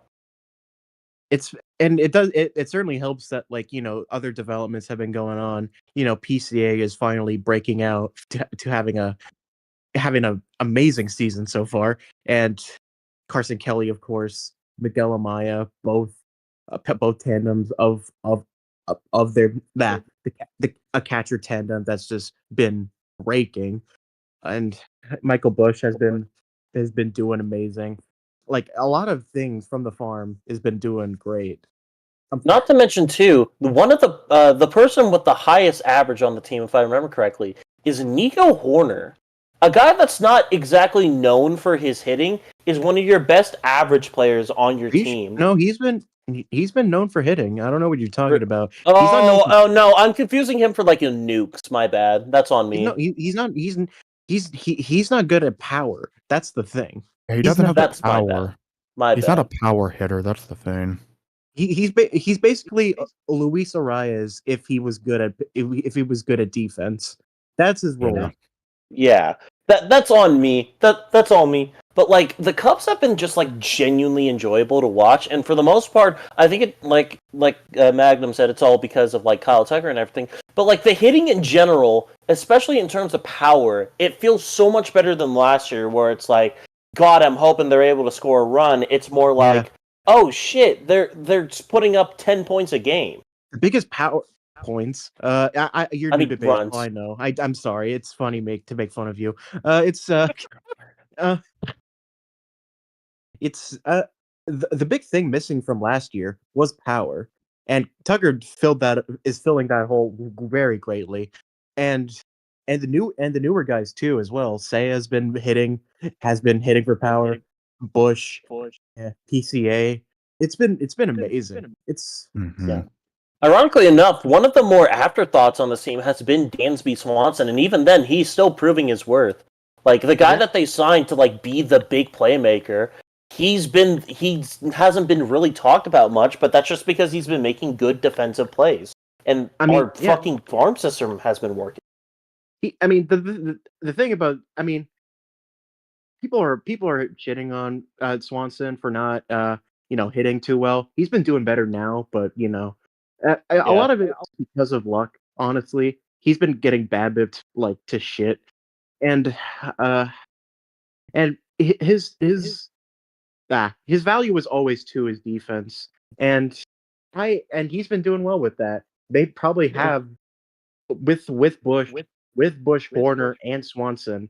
They are probably the best like defensive infield in baseball, and in the outfield too. I mean, potentially because Ian Happ is a Gold Glover, perennial Gold Glover. PCA, of course, he's a master at that. Tucker is not the best defender, but I think his bat definitely helped out with that. And there's nothing really much to complain about for the Cubs. Yeah, Everyone the Yeah, I was gonna yeah. say the one big thing is the bullpen, but I think a lot of that was just mainly due to the fact that I mean, look at the schedule for the first month of the season. It was fucking rough, man. We Yeah. needed like it was when you face when you face powerhouses like the Dodgers, the Padres, the fucking the Diamondbacks, and you're bound to have off like days and like that, you know. Yeah. Well, the thing is, too, not to mention, too, the entire MLB is on a bullpen shortage right now, too. Not a lot of teams have really good bullpen. Before the Cubs played the Pirates, they have not played a team under 500. That is insane. That is insane. Yeah. Yeah, and honestly, like if I was to like really say like what do I think is different between this Cubs team right now and what we've seen before? Like you compare it between this team and last season. Number one, they are playing a much tougher schedule to start the season, and they're seeing similar, if not better, results than they did to start off last year. But also, you just look down the roster. It's like last year's team didn't have Kyle Tucker. It didn't have PCA doing as well as he is right now. Like Michael Bush, granted Bush got off to a great start last year, but he's still continuing that this season. Seiya's actually healthy to start the season, so that's greatly helped. And also, you have both your catchers hitting bombs in Carson Kelly and Miguel Amaya. So that's really helping this team like if you're looking for differences between the current Cubs team now versus last season, well there you go. Well, the thing is, too, the thing that was missing from the Cubs last year, like I said, was power. And I told myself, if the Cubs had like just one person that can hit 40 home runs, they're a playoff team. And I feel like now this year we have like maybe 3 or 4 people, probably 3, that could hit 40 home runs. Like I feel like Tucker, Seiya, I think those are safe bets to hit 30 plus this year. I don't know about Bush PCA. definitely can. Bush can. Yeah, Bush can definitely. I don't know if PCA will. He's kind of been on a. I don't. He's not exactly someone I look for power, you know. But I'm glad either way. True. Which like PCA as like anytime he can hit a home run, it's fine enough. Like genuinely. Yeah. Whenever PCA hits a home run, it's fine. I'm not looking for that man to hit a home run. I'm looking for that man to get on base and steal bases. Like people, I was already okay with PCA for being an elite defender because even with just like his base running and defense and in defense alone, he's already probably one of the best players in the league just from those metrics alone. Because like even without like him hitting, like he had a 3 WAR last year, and now he's now over 2 right now. Yeah. He's the best WAR at his position, isn't he? I'm pretty sure. He's probably the best center fielder in the league right now. Yeah, last season PCA had a 2.4 WAR, and right now he's already surpassed that, right? He's getting close to that, like already. Like which is insane to think about. He's probably the best center fielder right now in the league, right? It's between either him or Jung-Hoo Lee. It's a tough battle, but I think PCA will do that. When I say I just want to say I find it funny that the Cubs not only have one player at the best position in baseball, but 2 players at the best position in baseball. Carson Kelly just being the best catcher in baseball right now makes absolutely no fucking sense. I love it. Thought? Who would have thought? Who'd have thought fucking like 31-year-old Carson Kelly, who's like probably smoking joints out of like someone's not ass. I don't know why I was gonna say ass. Smoking joints and just living the best of his life. He's just on the Cubs hitting casual dingers. And it's just like, it's fun. The fact that Carson Kelly hit the fucking cycle is still one of the funniest things to happen that I've seen in terms of baseball. It's just so weird that a journeyman in his 30s, a journeyman catcher in his 30s is probably is one of the best hitters on the Cubs right now. This is like if Ryan Fitzpatrick went from like a casual journeyman to an MVP nominee. I don't know how long it'll last. I think he'll cool down a bit, but like either way, that's still a good. He's still very good between like platooning between him and Amaya, and a big thing because of that. I don't know where Ballesteros is gonna go. I think because there's basically no room for him now in the majors. They're probably gonna trade him for both for pitching depth or something now. That's if they re-sign Carson Kelly, which I don't know if they will or not. I mean, we'll But it would see. be 'cause fun. The thing is you that have I to don't know if they remember want for to something bury like him for another year.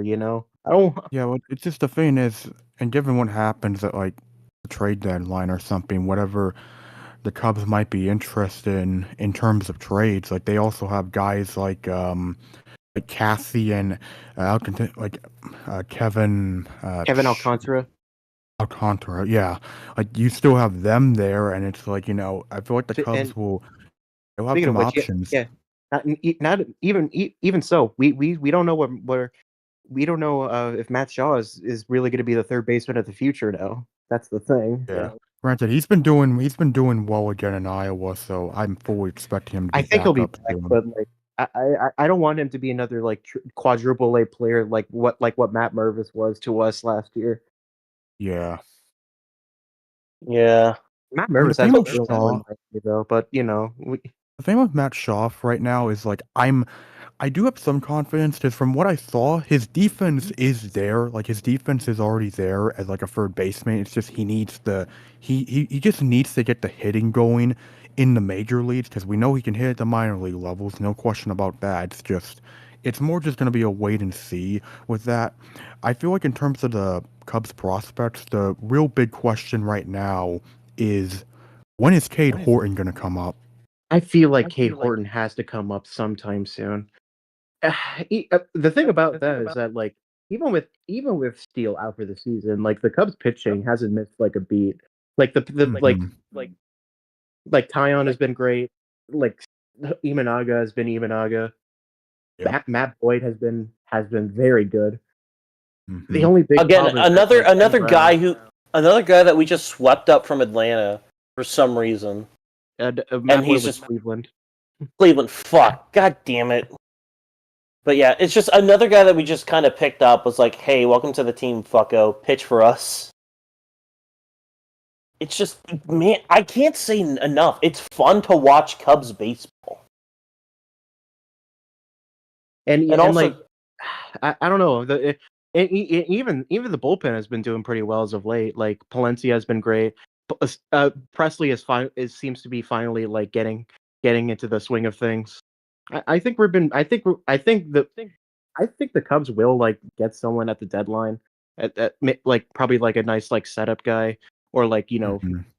But other than that, I feel like there's not a lot wrong with the Cubs this year. I don't know how long that'll last. I hope we don't peak too early, but Yeah. I have faith. And that's True. something I can't really say.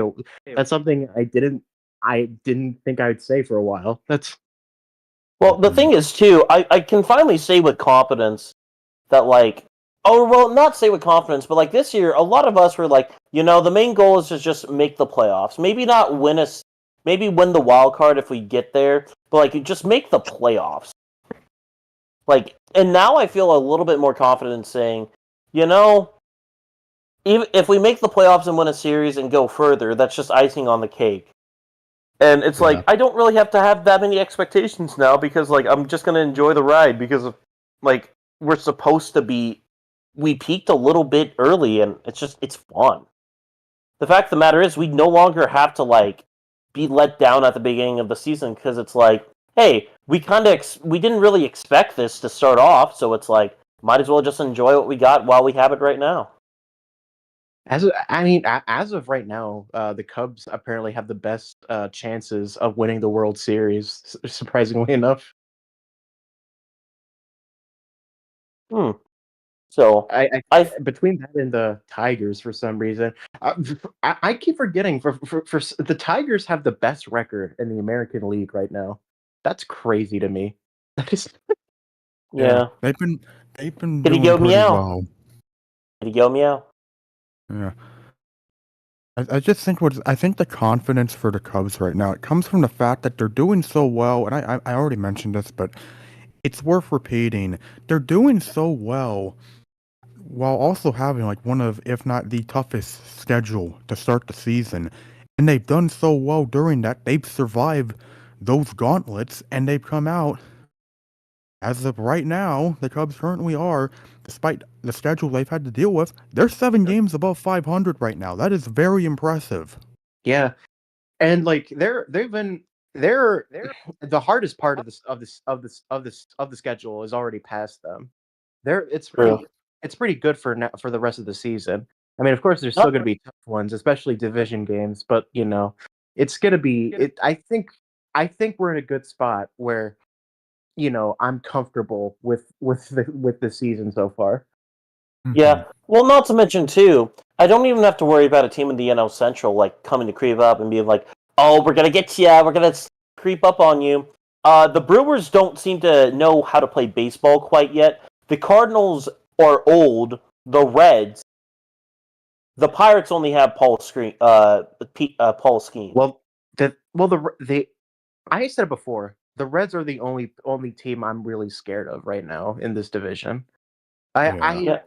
And the Reds are 2 games back from us right now. But I don't know how much of that's going to change. Their pitching has been doing pretty well as of late, but I don't know how long that'll last. Of course, Ellie's still a beast. It's they're a weird team. I don't know what they're gonna do because Bob has been notoriously a cheap ass for this team. So I don't know if they're gonna like do something at the deadline. Maybe they will or not. Who knows? But right now, Yeah. I think the biggest threat to the Central, outside of the the Cubs at least, are the Reds. Right, but like Ellie De La Cruz can only do Ellie De La Cruz things for so much. He can't play 9 positions. I mean, the thing is, with the Reds, it's interesting for the Reds because, I mean, yeah, they do have Ellie, but also, and their starting pitching has been very strong, and I do think they have better management this season now that you have Terry as the skipper, but also, my main question for the Reds right now is kind of similar to the Cubs. They do have a lot of questions regarding their bullpen, especially with how basically they have to get a new closer now because Alexis Diaz sucks ass. Yeah, bullpen has been like a very like I everyone's like bullpen has been falling to shit this year for some reason. Mm-hmm. Oh, you got a pitcher in the clutch situation? No, you don't. Get nuked. I mean, the best closer right now is in this league is Mason Miller probably. I would have said Clase a while ago, Munoz but hasn't given up a run all season long. neither is Miller. Neither. What's the on G? He's been literally the reason why we've been winning so many games. Like, credit to him, the Mariners no doubt have their closer, no question about it. It's Yeah. just the rest of the bullpen is mean. Look, oh no, it's nice to be a Cubs fan. Who has it better than the Cubs? No one. And simply put, no one has it worse than the Cubs too, because like, man, we gotta watch P. Crow Armstrong play baseball every week, man. It's so horrible. Am I right, Chad? It's just the worst. I'm just worried. For me, at least, I just hope we get a bye. I hope we get one of the top 2 buys.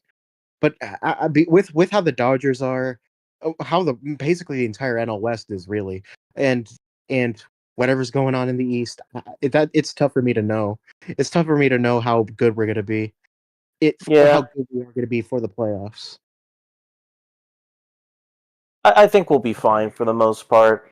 We're like, what, 9 games over 500, and we're 7 games. We're 7 games, and we're like a quarter of the way into the season, give or take. Just about. Essentially, we're like 25% above 500 essentially right now. I'm more than fine with that. I'm happy.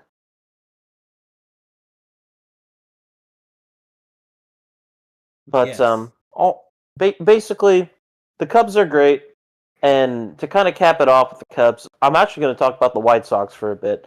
You know what? Ren does have a point. Maybe the fucking White Sox and Cubs are both having some of Michael's secret stuff. Because how the fuck are these two teams just randomly blowing people out? The White Sox are such a weird team. They're bad. I'll say I'm not gonna say they're good, but like they have like nah, they have like players that can that can win them games. Though, of course they still have Robert, but they do have like other like prospects, Caro, like it's a weird it's a weird period for the White Sox. I don't think they're gonna like they're definitely not gonna be as bad as last year. That's kind of like a tough thing to do. The Rockies are trying, though. I just want to say this real quick. They are Shout out to trying. the Rockies. They're giving it their damnedest. And they're trying their best. But Yeah, the Rockies are such a are just God Chris left Bryant that had team, a man. Chris Bryant had a Hall of Fame ring in his hand, and then he left Chicago I mean, for the I bag. feel like I don't think. I mean, Brian was already kind of hurt. It's a lot of it was not really his fault, but Yeah.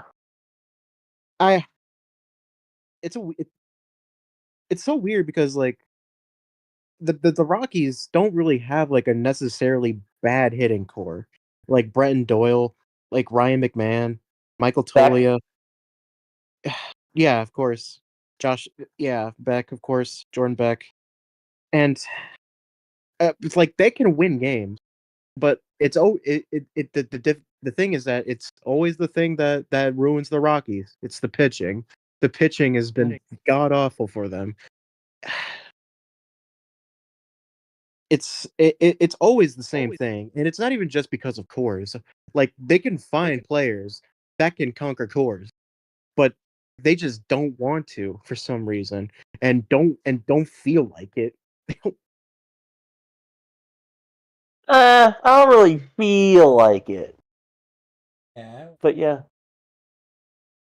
But any more MLB comments or thoughts before we move on to the NFL?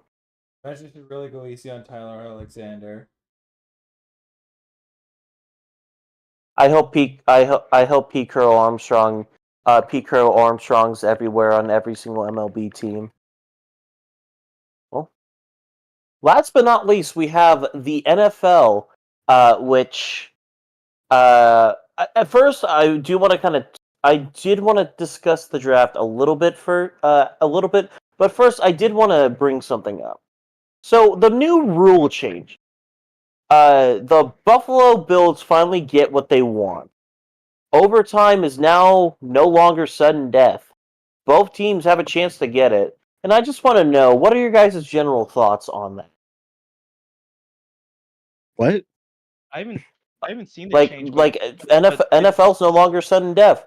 Overtime, Isn't- both teams get Yeah, a I possession think in overtime. that's been announced for a while, I believe. been- Right, yeah. That's But I been want to know happening. everyone's thoughts because I don't feel like a lot of people have been talking about it because I mean, it I'm is fine something. with it.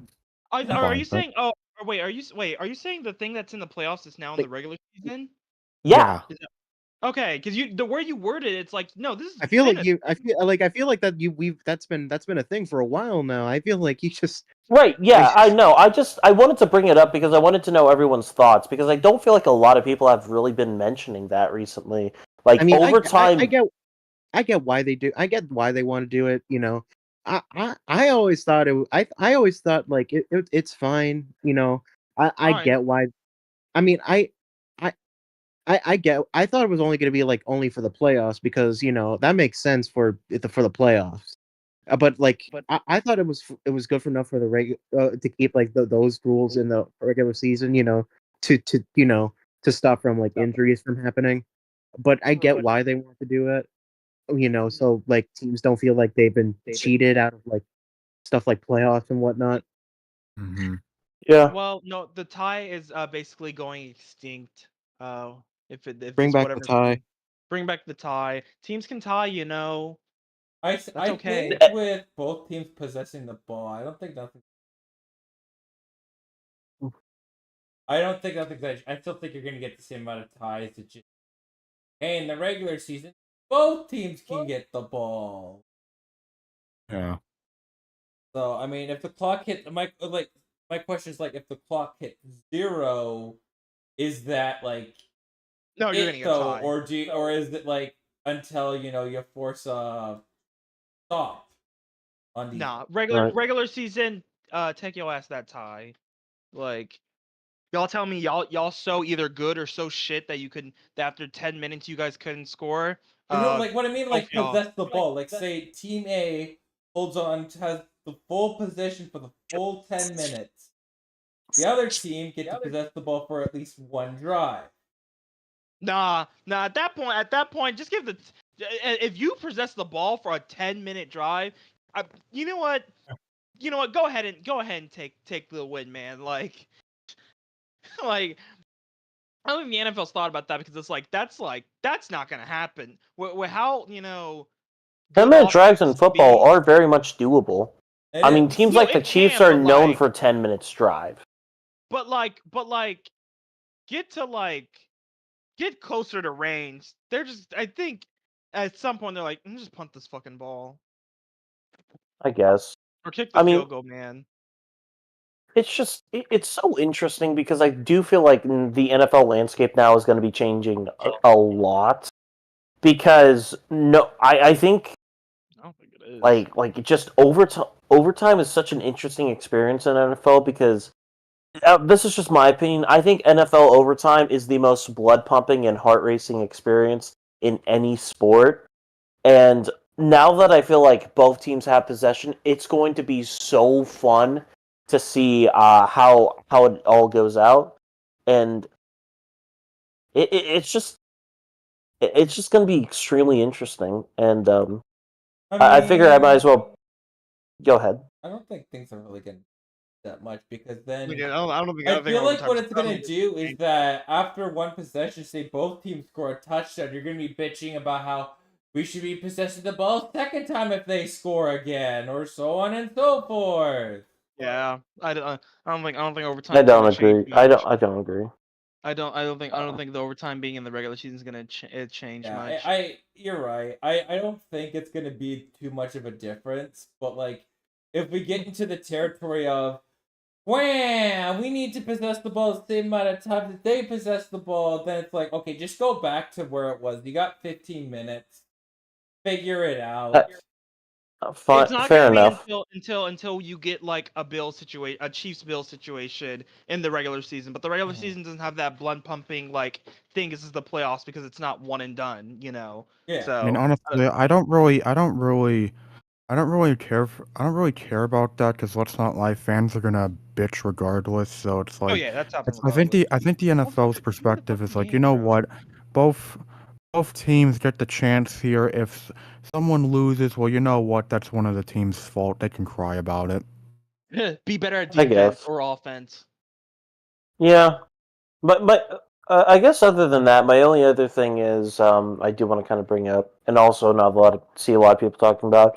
I think the era of the 18 NFL game season will be happening within the next couple of years. Yep.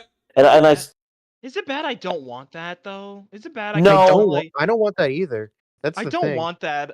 Listen. I wasn't opposed to 17 games because I'm like, hey, that's pretty cool. That's pretty cool. But they go to 18 games. I don't think they're gonna give them a bye still. So No, it's they like, will. If they go to 18, they've been talking about 2 buys. So, They've been talking about the it. reason But at the same why that time, is like I just don't. At the same time, I feel like I don't. I feel like 16 was already like the good the night the like the best nice and amount of even. yeah. It's like I it's a nice even number, like 8 and 8. That's a good predecessor. I feel like I feel that's a good like median. Like I just don't think that they need any more games. Listen, Also I love considering the me. fact that like You I love are me everyone is football. getting Magnum, you hurt are already. absolutely right, but it prints money, so Yeah, listen, I well, love at the the NFL. same I time want more too, if this football is the too. only But way we like, can get 2 bye weeks, I'm fine with it. Like if it's the only way we get 2 bye weeks, I'm fine with it. No more games after that. 18 is even again. We go back to 9-9, and essentially it now makes it so that you need to get 10 wins to make it to the big dance. And honestly, I feel like that's a pretty good amount of games to make the big dance for. All that, but all that for Yeah.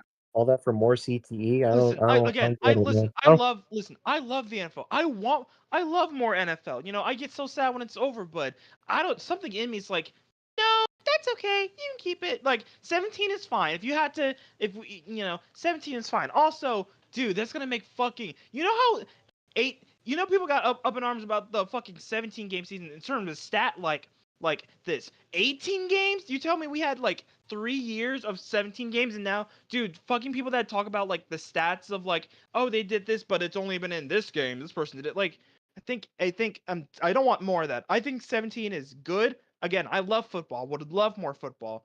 I just, I think this is fine. I think we're good. We're printing. Hey chat. You're the most profitable fucking sports league in America. NFL. You could. Hey NFL.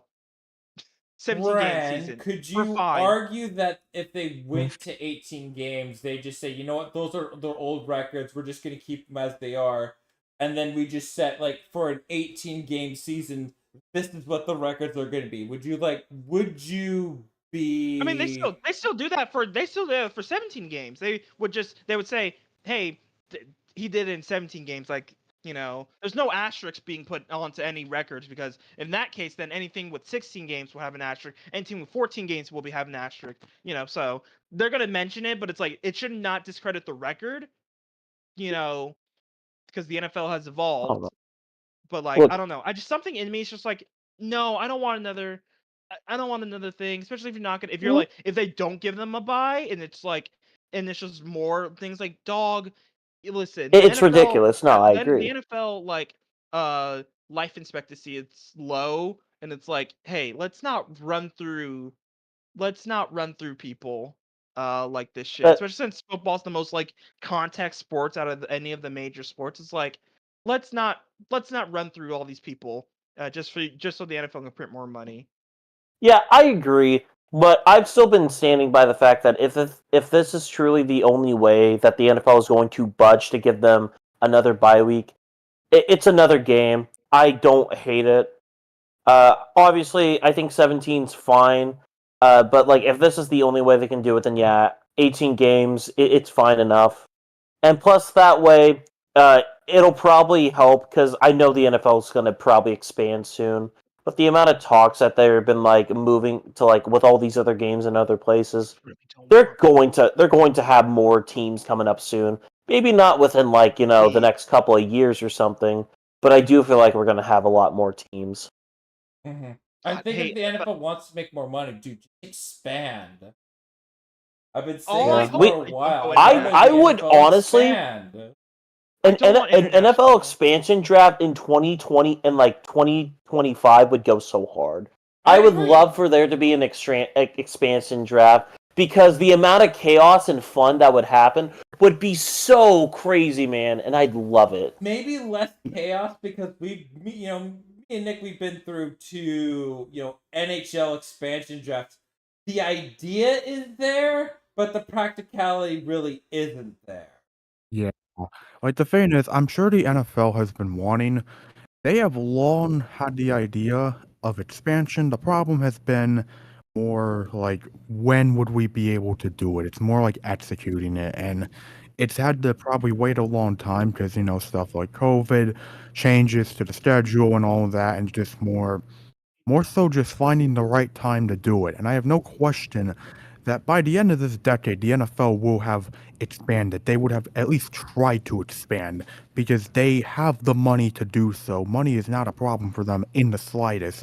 They are, in terms of financially, they are the best, they are the most ready in terms of expansion. It's more just a matter of when are they going to do it and who's going to be the expansion teams. The You're issue talking is about that expanding in like expanding like to a different, like adding another team, or like Adding another adding team. more weeks. Yeah, Yeah. Ooh, adding hey, another team. okay, hey NFL. I'm gonna keep doing the I think, what's the guy's name? Colin I like that meme. Hey NFL, I'm good. I don't know. Colin Ugh. Hey, Coward. Listen. Colin Coward. Yeah, Colin Coward. I'm just gonna keep doing. You can't see. I'm literally doing the motion IRL. It's like, Are you hey, what- listen, NFL.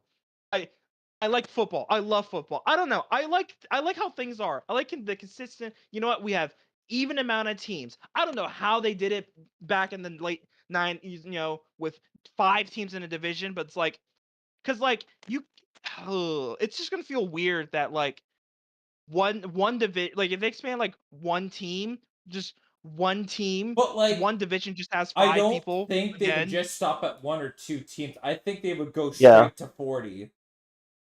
Oh no, I think all. You would I do just the would goal not would want- be like what they did with where they expanded a lot in the 80s and 90s. So like from a 15-year period, Are they really? Could they you're really gonna just go expand? from like 32 to 40. Who? I mean, Okay, are they which re- league do has they the re- most? Which league has the most amount of teams? MLS, they are at 34, I believe. And the What's up, Okay, out of, Magnum? out of the major 4. Well, the major NHL. 4 would be no, all of them are tied, and they're talking about NHL going to 33. They're talking. Yes. They're talking going straight to 36. I But just, NFL I and just would NHL are not tied, want. and NBA and MLB have 30. Mhm. I just would Uh, not. what- My main thing is, I do not want an international team. Let me Well, rephrase no, it. I would not say want they're all a in team in continental Europe. America, like North America. Continental America, like Toronto, like Yeah, I yeah, would yeah, not yeah. want a Toronto, team- Mexico City. would not want a European team. Oh, The no, travel I don't those think- players would have to do would be I do not- tiring. We don't want They're that. not. They're not that crazy. I don't think that's gonna happen. I think it'd be ridiculous if like the only way it's like I feel like it's holding the NFL back from expanding is that they want to expand into Europe first before going back to the States. Yeah. I I- feel that's what they want to do. I think honestly, with me, I think the more likely outcome is the NFL expands to 36 teams. We move back to three division formats, and Potentially. essentially what I think that's the way to go, because all I hear is about how the old format was so much better because you had the top 2 teams of essentially every conference making it out, and I feel like they want to kind of go back to that a good bit because the fucking NFL loves division matchups. And honestly, like, can I be real? I think the current NFL format of how divisions are working, like, some of them are good, but then you have some stuff like the fucking South. Colts being in the AFC South, and then you have the Chiefs being in the AFC West. Like, that doesn't make sense. It doesn't really sit well with me. God, all the videos of that, or all the images I've seen of like realigning the divisions, and it's Oh like, my god, those are so cringe. Don't get me Dude, here's started the on funny thing. those. It's so funny. I don't know if they called it like the NFC South or the AFC South. The the NFC South, Atlanta, fucking 4 Florida team or 3 Florida teams. I don't want that. Just Florida. Just Man, Florida. I don't want to Florida. I don't want. I don't want to be in Like, Florida. It's Atlanta. Like, just Florida. Don't call that the South. Call it fucking Florida and then Atlanta. Like, no. You know what? You want to know how that would work theoretically? Here's how I kind of thought about it for a while. In this new NFC, in this new NFC Central is what I'm going to essentially call it. You have the NFC North, and then you take the Chiefs and the Colts, and then you put them in there. After that, you go over to the AFC North. I think for the most part that kind of stays the same. I think, however, you definitely can take. You can definitely probably take. Steelers. Yeah, for the other AFC North, because the part of me is like, do you take Philadelphia and Washington? A part of me feels like yes, but then the whole rivalry between Dallas and Philadelphia gets kind of murky, and I don't know if people really 'cause I was want. gonna say, That like in rivalry's terms gonna of stay, though, not gonna lie. realignments, like you talked about realignments, it's like, so are we gonna talk about the Dallas Cowboys being in the NFC East then? Yeah, What were they, do you remember? What were they before 2002? They were still in the East. I think they were. Here, I'll look, since I'm not low key not really caring about. like it's just Since low key, I don't give a fuck. I don't care. Listen, Well, my team lost. Y'all team Yeah, they were. Them, Okay, I yeah, don't no, they really were in the care. East. They were in the NFC East. We're gonna go to looking Oh up yeah, I shit. forgot the Rockets game. Okay, they're probably gonna win. Okay. Here's how I think the new AFC South goes. Steelers, you have Steelers, Ravens, Browns, Bengals, and then you take both the Panthers and you take the Titans. I think that realistically makes a lot more sense. So like that's essentially the new AFC South. And I think the rest of the teams, like you could probably divvy it up because like even looking at it here, like I'm sorry, but like Chiefs, Colts, Bears, Lions, Packers, and Vikings, that makes sense. That seems like a very stable intercore division because naturally Also, this Colts is and bold. Chiefs Oh no. I Colts and don't Chiefs have know. some rivalries. But like, Bears and Colts have a very surprising rivalry. I don't know if I could live with it with a world in the NFL where the Packers and Bears just aren't in the same division. Yeah, I that's the don't thing. think I That's could live not in an happening. NFL world like that. That rivalry has deep roots in history.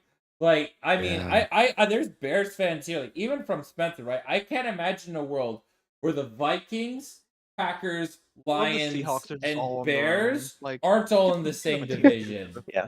Look, Yeah, I this will is say the this two, though. I like, think the closest- entire like, you got to Put a keep team in all this Wyoming. together. Mhm. All this True. got to stay together.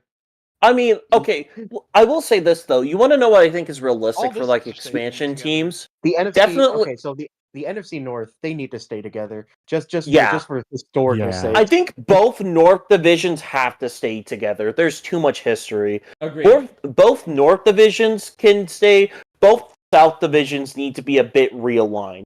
I think Falcons and Saints can still stay together. I think that's fine enough. But like Panthers, yeah, you can leave. Buccaneers, yeah, you can leave. I mean, you were part of the NFC Central for the longest time, so yeah, it's no big deal. You can find another place in the AFC South. Hell, Uh, had a place in time when the Falcons were part of the NFC West, like a Yeah. part of time. A part of time. I Listen, I'm think just the saying, West I'm West looking had at the like I'm looking at the the old Niners. division. Sorry to The interrupt, but I'm looking at Buccaneers the had a- old Send me, divisions by the way, and it's like, send me the link so I can put it on the. Well, hold put it on, I'm the just looking. so I can- Well, I'm looking at like the 2000 NFL season, and I just see in the NFC East because yes, the Cowboys were still there. The Arizona Cardinals were in the NFC East. For the longest time, the Mm. Buccaneers had a more recent NFC North NFC North title than the Lions. Yeah. Like, legitimately, I think the 12 team format is so much better, in my opinion. I think the six, like the 3 division format is so Mhm. much better. Breeds I- more natural rivalries. It's Fucking more. Polar Bear. I'm sorry, the Tampa Bay Buccaneers being in the Central, Polar Bear and Arlington. Oh yeah, the Yeah, Central. here's the Yeah. West. What? Yeah. Here's the West, dude. How the fuck were Atlanta, how the fuck Carolina. were the Tampa Bay Buccaneers in the Central? In the I mean, Motherfuckers just look, they had to go somewhere. Like, what was the East? Fucking. Of course, the East doesn't have shit changed to them because they're all fucking butt buddies with each other. they all Cardinals all were hate each there. other. The Cardinals Dude, were in the Seahawks, NFC East. Seahawks being in the AFC is like a place in time. Wait, they were that recent. Hold on. It was like Yeah, 2002 or 2000. Yeah, 2002. Hold on, let me see, Because then 2000. they switched to a different format once they added the tech Yeah. in. God, Well, no.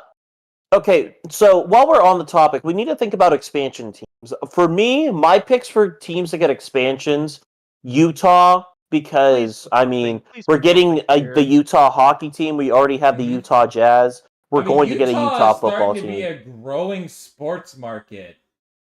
Yeah, These- Oklahoma. Just Oklahoma? Really? OKC.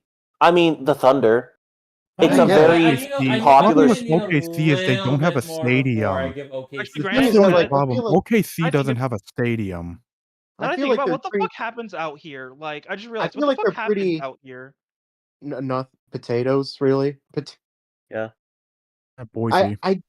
I think that I mean like I think they're already good with the Sooners. They're fine. They're I guess.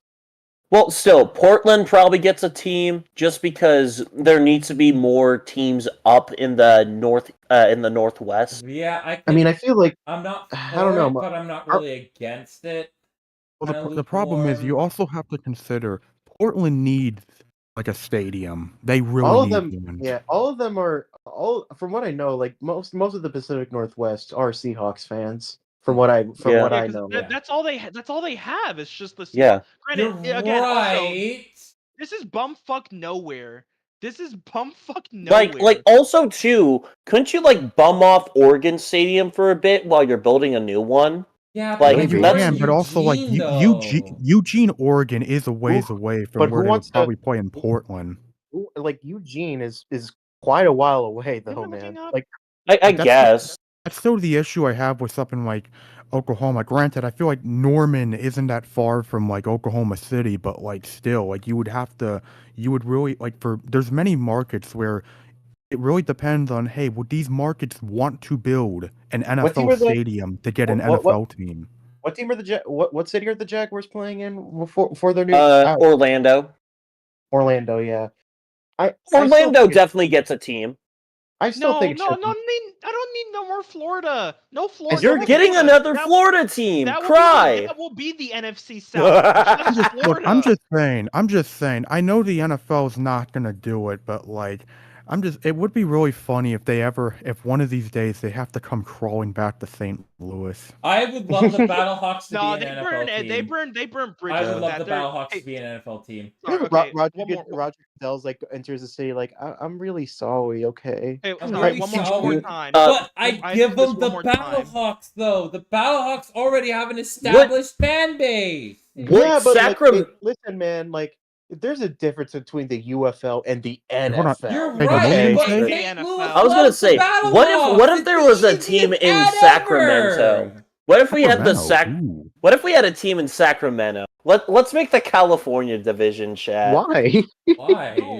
Hey, I hey, mean, we NFL, already have the St. Louis here. Sacramento A's and the Sacramento No, Kings. Let's remember, get it's the just- I mean, Sacramento Bishops. At that point, Remember, I put a it's team the in Toronto Athletics. and It is maybe athletics. Vancouver. It's not the Sacramento Athletics. It's the Athletics. My bad. My bad. The Athletics. It's just like there's so many places I think they have to go. I think the Hey. issue is Ottawa or Montreal has to get like an NFL. Where are they team. getting? Where? No, I had Over Montreal. You Toronto? wouldn't do Ottawa. You do Montreal. You wouldn't do Ottawa. Yeah. What? Because Ottawa's in the same like province as Toronto. Why do you skipped over Toronto? That was weird. I Yeah. feel like My it should've my been bad. I Toronto. didn't see Toronto on the map that Ren has up. Well, they're blocked by the Lions logo. I Oh, don't yeah, know. here, Like, I'll try to hey, find man, that like one. the Bills played in Toronto like for a while. They They did. had They exhibitions did. in They Toronto. were They had- really close to. They got. I think the closest team that was going to expand was in Canada. It was going to be the Bills, but then Bills kind of stayed to their ground a little. Yeah. It's just well, think don't- about it too. Thinking of other places, I mean, Do the Quebec Law really like football like that? Do the But Quebec is the second largest city in Canada. so Yeah, but, probably. They would support a football franchise. listen, man? They're a bunch of French sissies. Okay, I'm sorry. Okay, You know what, Magnum? You are absolutely correct. I fucking hate Quebec, man. I think we also have to talk about Birmingham getting Birmingham potentially I'm getting not a sold team on because Birmingham. You're telling me that back to think they back love- champions and you can't have 20,000 fans in the stands? No. I think they love. I think they love high tide. They love too their much. Crimson Tide. I High died. tide. I died. They're getting too much. I don't You know what, think hey, they would be a football team. They would be a college town. sorry. All I say, if the NFL had to expand, do it to the west, dude. There's too much fucking traffic on the East Coast. I know Well, the East Utah Coast is the Utah would best get a coast. team. But Keep in where mind- else would they go besides like what Utah? That's probably the only Um, place. they could- Yeah, again, this is I'm just bumfuck saying, nowhere. So You want to go? I'm Utah- just saying. Portland. I think the NFL. I think the NFL would really look at a place like Mexico City. They're Mhm. looking at Ooh, Mexico. True. I I just- like Mexico City's a good I just Mexico noticed. City. I just noticed I'd be Mexico. very- Maybe I'm very cautious with Mexico City, but I get it. I wouldn't. I don't want know it. how I'm good like cautious. I don't know how good like the MLB is with the Blue Jays of like passports, but like, dude, The Jays the are pretty fuck. good. Jays fans travel pretty well. No, Mhm. I guess let me rephrase that. I guess it's just like, Well, how do you like? they How do you make wouldn't sure all your teams? travel this year due to the tariffs, and a lot of Canadians are not coming to the border. Like the real Yeah. Well, indicator. yeah. Well, Well, that yeah. was before bullshit. That Mhm. Right. was Yeah. I guess I'm just like traveling logistics of like having to constantly go from to inner. I'm sure it's a better leeway for like being a professional team and be like, I'm the fucking NFL. Let my teams travel it's between not your Yeah. places. it's not hard. I mean, you Yeah. could just fly over to like I think the biggest issue with Mexico would be the heat. I think to a point you would have to play the games at I mean, night for the most I part. would wonder. There's Well, three. no, I don't think playing in Mexico is a I wouldn't problem. say Once so. There's three teams there's three teams in Florida. Like I feel I don't think playing is the problem. Right, but it's so good. It's so very warm in Mexico City, even going into late in the winter. It would be very weird. I'm sorry, but I just think about like Gray Zabril from like North Dakota State being told, "Guess what, buddy? You're going to New Mexico. Not New Mexico. You're going to Mexico City. He will die due to heat stroke. He only knows log cabins and how to mold people over. That man steps out foot into that heat. He is going to die. Training camp, I think, is going to be the most interesting thing that they would have to decide where they're going to do. I wonder, because like if they have like Just do it in El Paso. true, but like They you could. want to do training camp in Mexico, in Well, Mexico though. well, first Just also, just put a team in New I Mexico. understand Good that enough. Mexico City and El Paso are not near each other. Why Yeah, Well, I it's the mean, closest to the border. well, it's not. That's The like a border major to me city. is just not the problem. It is, to me, the problem becomes, it's you want to be in near Mexico City for the fans. You want to be in there Listen. for the Yes. fans, and the big I mean, thing they- too is it's not particularly the safest place to be in, especially if you're a player that doesn't That's know. true. Oh no, that is true. I Absolutely. don't think the NFL. I don't think It's safer than Brazil. It is. You're I right. don't It think- is I safer than don't Brazil, think, but like I am very iffy if right. Like when you go to Mexico City, like you got players. Everybody understands the assignment that hey, you're in a different country that is known for a lot of like cartels. and Okay, but criminal like activity. You Well, here's the wander thing, the I'm glad wrong you way, mentioned you're that. shot dead.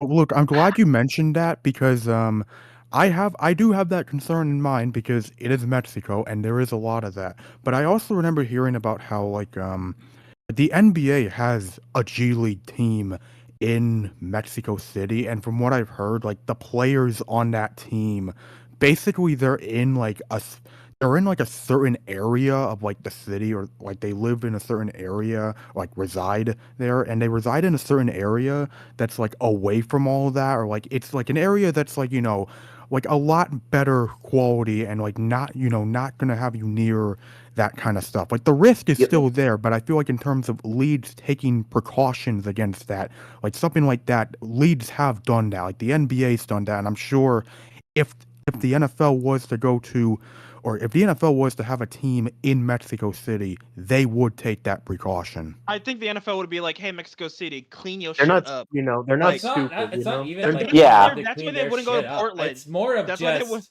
right. You Yeah, have they- you, you've got that's why they wouldn't go to 90 Portland because the players to woke keep mind virus watch will like on. kill them. Like, Fucking god damn it! The fucking Portland. What? Fuck. That's so Don't go to funny. Portland, God damn baby. it. Don't Don't go to Portland. I mean, I'd rather Fuck.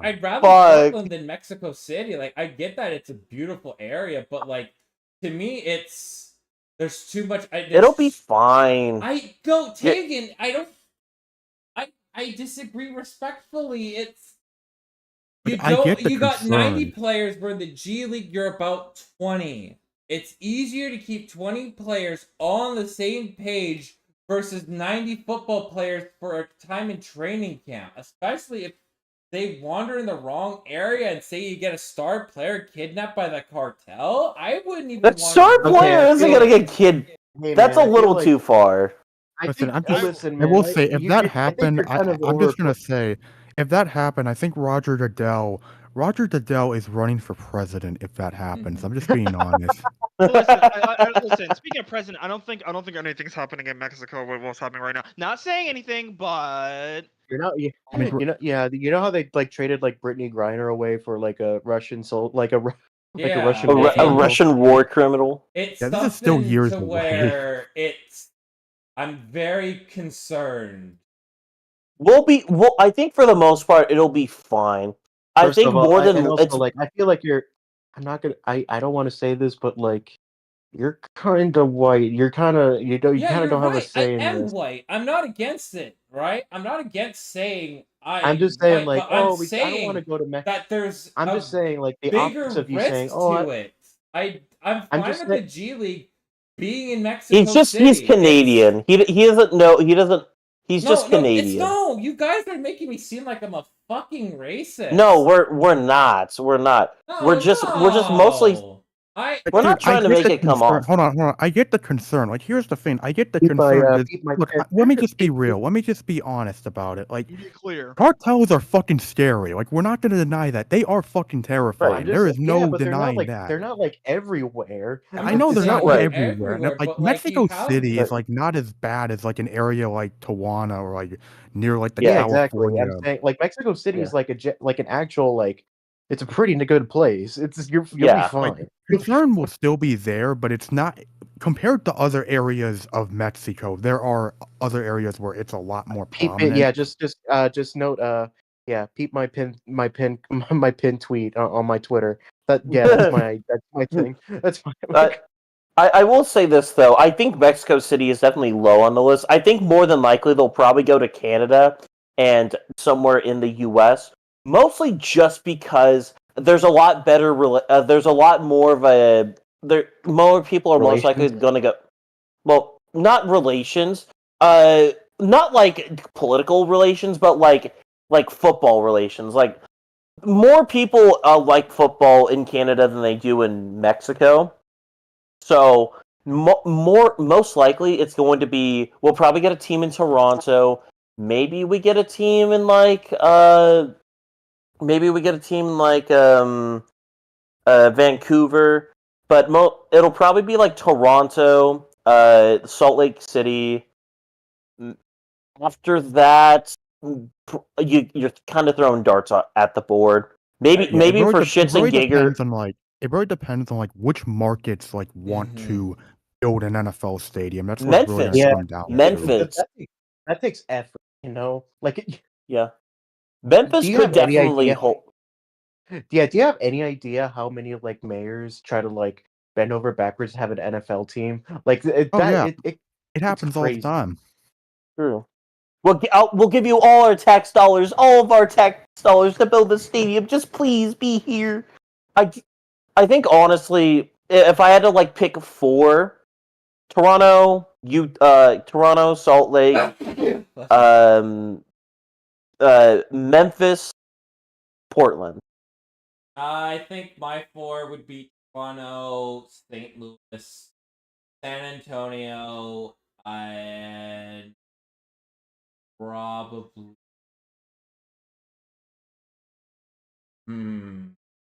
I'd have three that it. Off. I want to fucking Are you- die. I blew a Virginia? 21-point fucking lead. Ooh, Virginia. ouch. Oh man. I just blew a fucking 21-point lead and like God fucking I would do maybe the fourth city would be Montreal. I do St. I Louis. guess we could also consider that maybe like a team like a team like Chicago, or like maybe even someplace like Cleveland, or maybe even fucking San Francisco gets another team. No, Yeah, we Maybe. need to consider second teams. I would Yeah. like the I- only city I would I think consider a I think second the team is Chicago. Remember when? Yeah. Remember when Lightfoot like threatened like, hey, we'll put another team in Chicago if you leave. Like, remember that thing? Yeah, I Remember remember. Yeah. Fucking. I mean, Chicago definitely could be another spot.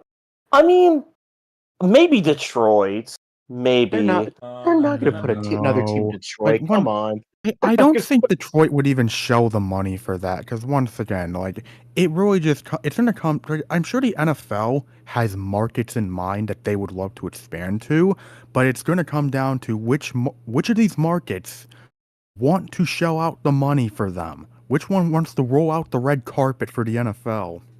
Not too, and I think the stadium grift is at its. I like look. I There's guess. there's a lot of teams that are putting their foot down on new stadium proposals. Like owners are going to have to significantly shell out a significant amount of money for these now. The issue is Which that they like should. it's just that like I think a lot of that is just mainly due either because of the reputation of owners. Like for like things like Tampa Bay, like they know like you're full of shit. You don't want me to do like they don't want to deal with that bullshit. Like Yeah. and also including the A's. Like they're just they could smell it from a mile away that they're full of shit. So like what else Yeah. can you do? Exactly. Mhm. I agree. What would be your 4 teams, Nick? That's tough. I mean, you at least want one in Canada, whether that's Toronto or Montreal. What else? I can see if they are willing to negotiate, and by that case, I mean the NFL is willing to swallow some of their pride. I can see St. Louis, and I'd like to see St. Louis back. I would like to I think see. that bridge is burnt. I just think that bridge is Yeah, I burnt know. forever. I wouldn't be shocked if that bridge is burned, That's but why I would I'd be say the fine with St. Louis. Battlehawks. I think they love their Yeah. Battlehawks in St. Louis. Really I mean, I'd do. love to see them in the NFL. I would love to see it. Is that possible? Could that be possible? Maybe. Right now, every team in the UFL is owned by the owners. There is no independent owner of the UFL teams, which is why it's a belief if they're an owner to buy the rights to the Battlehawks, that would make me want to think that the Battlehawks would be a team banned. There is nobody owns any franchise yet. I am fucking. Anyways, what- another market I'd like to see. I mean, San Antonio would be nice, but unfortunately, a certain man whose first name rhymes with Barry would probably put an end to that. Do we Hmm. do we really need another team in Texas? That's the thing.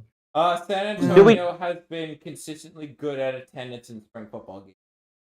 Yeah, I'd be fine with San Antonio. It's just, as I've said, like I would Like I not. feel like that market like- is. I don't know how big the market will be for another I mean, team. You know. Like Dallas and Houston have a lot of support because the Cowboys are the Cowboys, and Houston they have grown to really like the Texans. It's just all I know is it would be very hard to put another team in Texas because, well, that would be the third team in Texas, and also Jerry Jones is very hell bent on not having that happen. Yeah. That's fair. What about your last team then? God, I don't know. I mean, in terms of markets that don't have teams, like Salt Lake City could use another team. If they're willing to build an NFL stadium, Oklahoma City would make a lot of sense, but once again, it's more complicated than other leagues expanding because like for something like the NBA or NHL expanding, you know what to expect because these cities have arenas. A lot of them have arenas that are ready for these games if they ever got these teams. But for like something like the NFL, it's like there's markets that have stadiums that, could provide temporary football, like Salt Lake City could do that, Orlando could do that, but in terms of like having a full-fledged NFL team, there's a lot more questions that go into these markets because a lot of them would have to build a stadium. That's fair. Mm-hmm. In that case, Side note, by Magnum. the way, Go ahead. sorry to interrupt. Just to quickly say this. Side note: Rockets Warriors is going to a Game 7. Yeah, baby. Yeah. Well, imagine the Rockets Magnum, would what are win your that. four? Toronto definitely. Toronto's definitely number one for me. Maybe Salt Lake. If we do have another Texas team, that's probably I kind of want El Paso, but I don't think they will. But yeah, San Antonio kind of makes sense. I don't know. I think El Paso. I think since El Paso is kind of like the closest near outside of those two, and the fact that Mexico is very close to them, I think that the market could be big there. But I don't know. The El Paso Luchadors. Yeah, I mean, let me see. Sorry, I'm trying to think of other You're good. markets right now. I think we can all just say like the eastern side of the market. No, you can't go anywhere else. Oh, it's Toronto, Portland probably. Portland Yeah. could probably use another stadium. Yeah. By the Use way, a team there. Josco listed some of his options in chat. He said Toronto, St. Louis, Portland, Salt Lake. That's fair. Ren, what about you? If you had to choose four, since I know you hate the idea. Fucking, I guess, yeah, fucking Toronto. I think he said he hates the idea. He hates. Yeah, that's why I'm grilling him. It's just like I'm good. And hey, NFL, city expansion here. We're good. We're good. I'm just like listen. Maybe it's that change is bad, but like I think things are pretty good now. And like I don't know what other I don't like change. I don't like. I don't know what other major big city could like. I mean like other than like Jacksonville and like. Oh God! Other than like Jacksonville, I think about every other team is in like a major, maybe Jackson in like a major city. Jacksonville. Kind of just Jacksonville's the high. It has the biggest is the most You know what? popular city in If that in is, then Florida. I don't know where the fuck you would go then. Like I don't. Orlando. No more fucking Florida teams. Fucking no more Florida teams. We don't need that shit. If Florida gets fucking 3 teams and Texas doesn't, we don't need no more. Florida has 3 teams. No, I'm saying since Florida California has 3 teams. Okay, listen. Okay, no more. No more Cali, no more Florida, like none of this shit, bro. Like I don't Texas know, good though? man. Is Texas okay? Is Texas okay with I you only though? know like fucking looking at the map. New San York Jose's has 3 teams. Technically, San they have. Jose is too close to like the other two. It's like that market is already like in there. You're just kind of like putting in a little San Jose. chocolate in Texas. It's the Bay Area. Yeah, they're probably not gonna do that. I don't know. Like I would say something in the Northwest, but what the fuck is out there? Like Oh, I guess we Vancouver. all forgot to mention San Diego. We all forgot to bring that up as well. San Diego's not even on the list. Damn. Yeah. We no. all kind of just forgot about San Diego. We just San forgot Diego about it. definitely is getting Thing is, one. I feel like San Diego.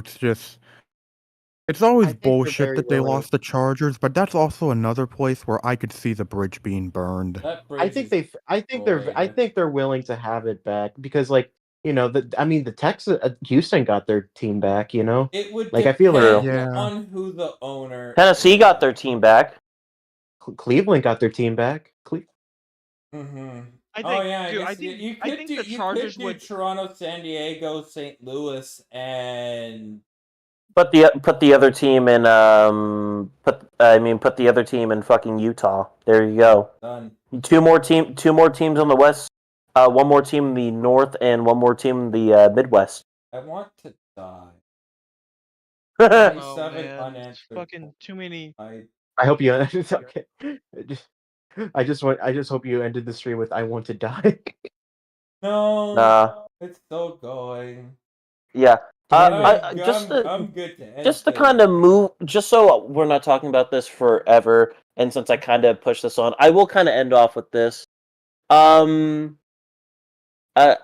think I don't think the era of teams moving is gone. I think the era of teams moving is gone, at least for a bit. The Raiders were the last team to sort of move, and I don't see any other team moving anytime soon, especially since Shad Khan really loves Jacksonville.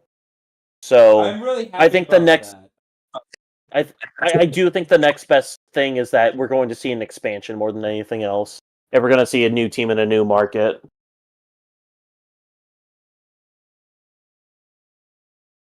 Anywho, now that my special interest is done and over with, and I've successfully have you all talked about it, what about the draft? Oh yeah, the I draft. like the Seahawks draft. I like my team strap. The I Bears have are nothing fine. new that's- to add. that's about I it. liked it. I have I nothing liked it new to too. add. There's My not there's team- not really much we can say about it. I think we said all we needed to say during those drafts, like the streams. Yeah. Well, I'm trying to think of anything else I could potentially talk about, but my brain is drawing blanks. So unless you guys have any other idea,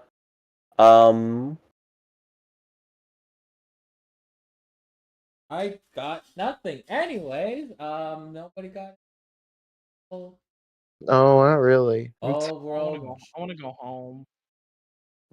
I'm tired. you're already Can we home. go? Can we Yeah. go No, home I'm in my now? dorm, but I want to go. I want to go to my bed, bro. I wanna get in my bed, bro. All right. Well, I think that's gonna do it for us today. If you like what you see here, hit that subscribe button. Tomorrow they're doing Taegan Rampa, right? You guys doing no. Tomorrow No, we're it's taking free. a week off. Okay. For Yeah. Danganronpa. Well- We might be doing my GM on Sunday, depending Yeah. on if we can get that going. All right. Well, If not, then we're doing. The stream doesn't end until. No. yeah. Well, let's be smart about that. Be cautious. Is it If the yeah. people caution? want, if the people yearn to see me suffer, then the people will get. The me people suffering. yearn to see me suffer, asshole. Yeah, Well, I don't you know I might, what? we'll see what happens on the morrow. I'll see if Taegan if we want. All right. Anyways, Well, thank you for watching. We'll see you all. We'll see you Sunday, hopefully. Got you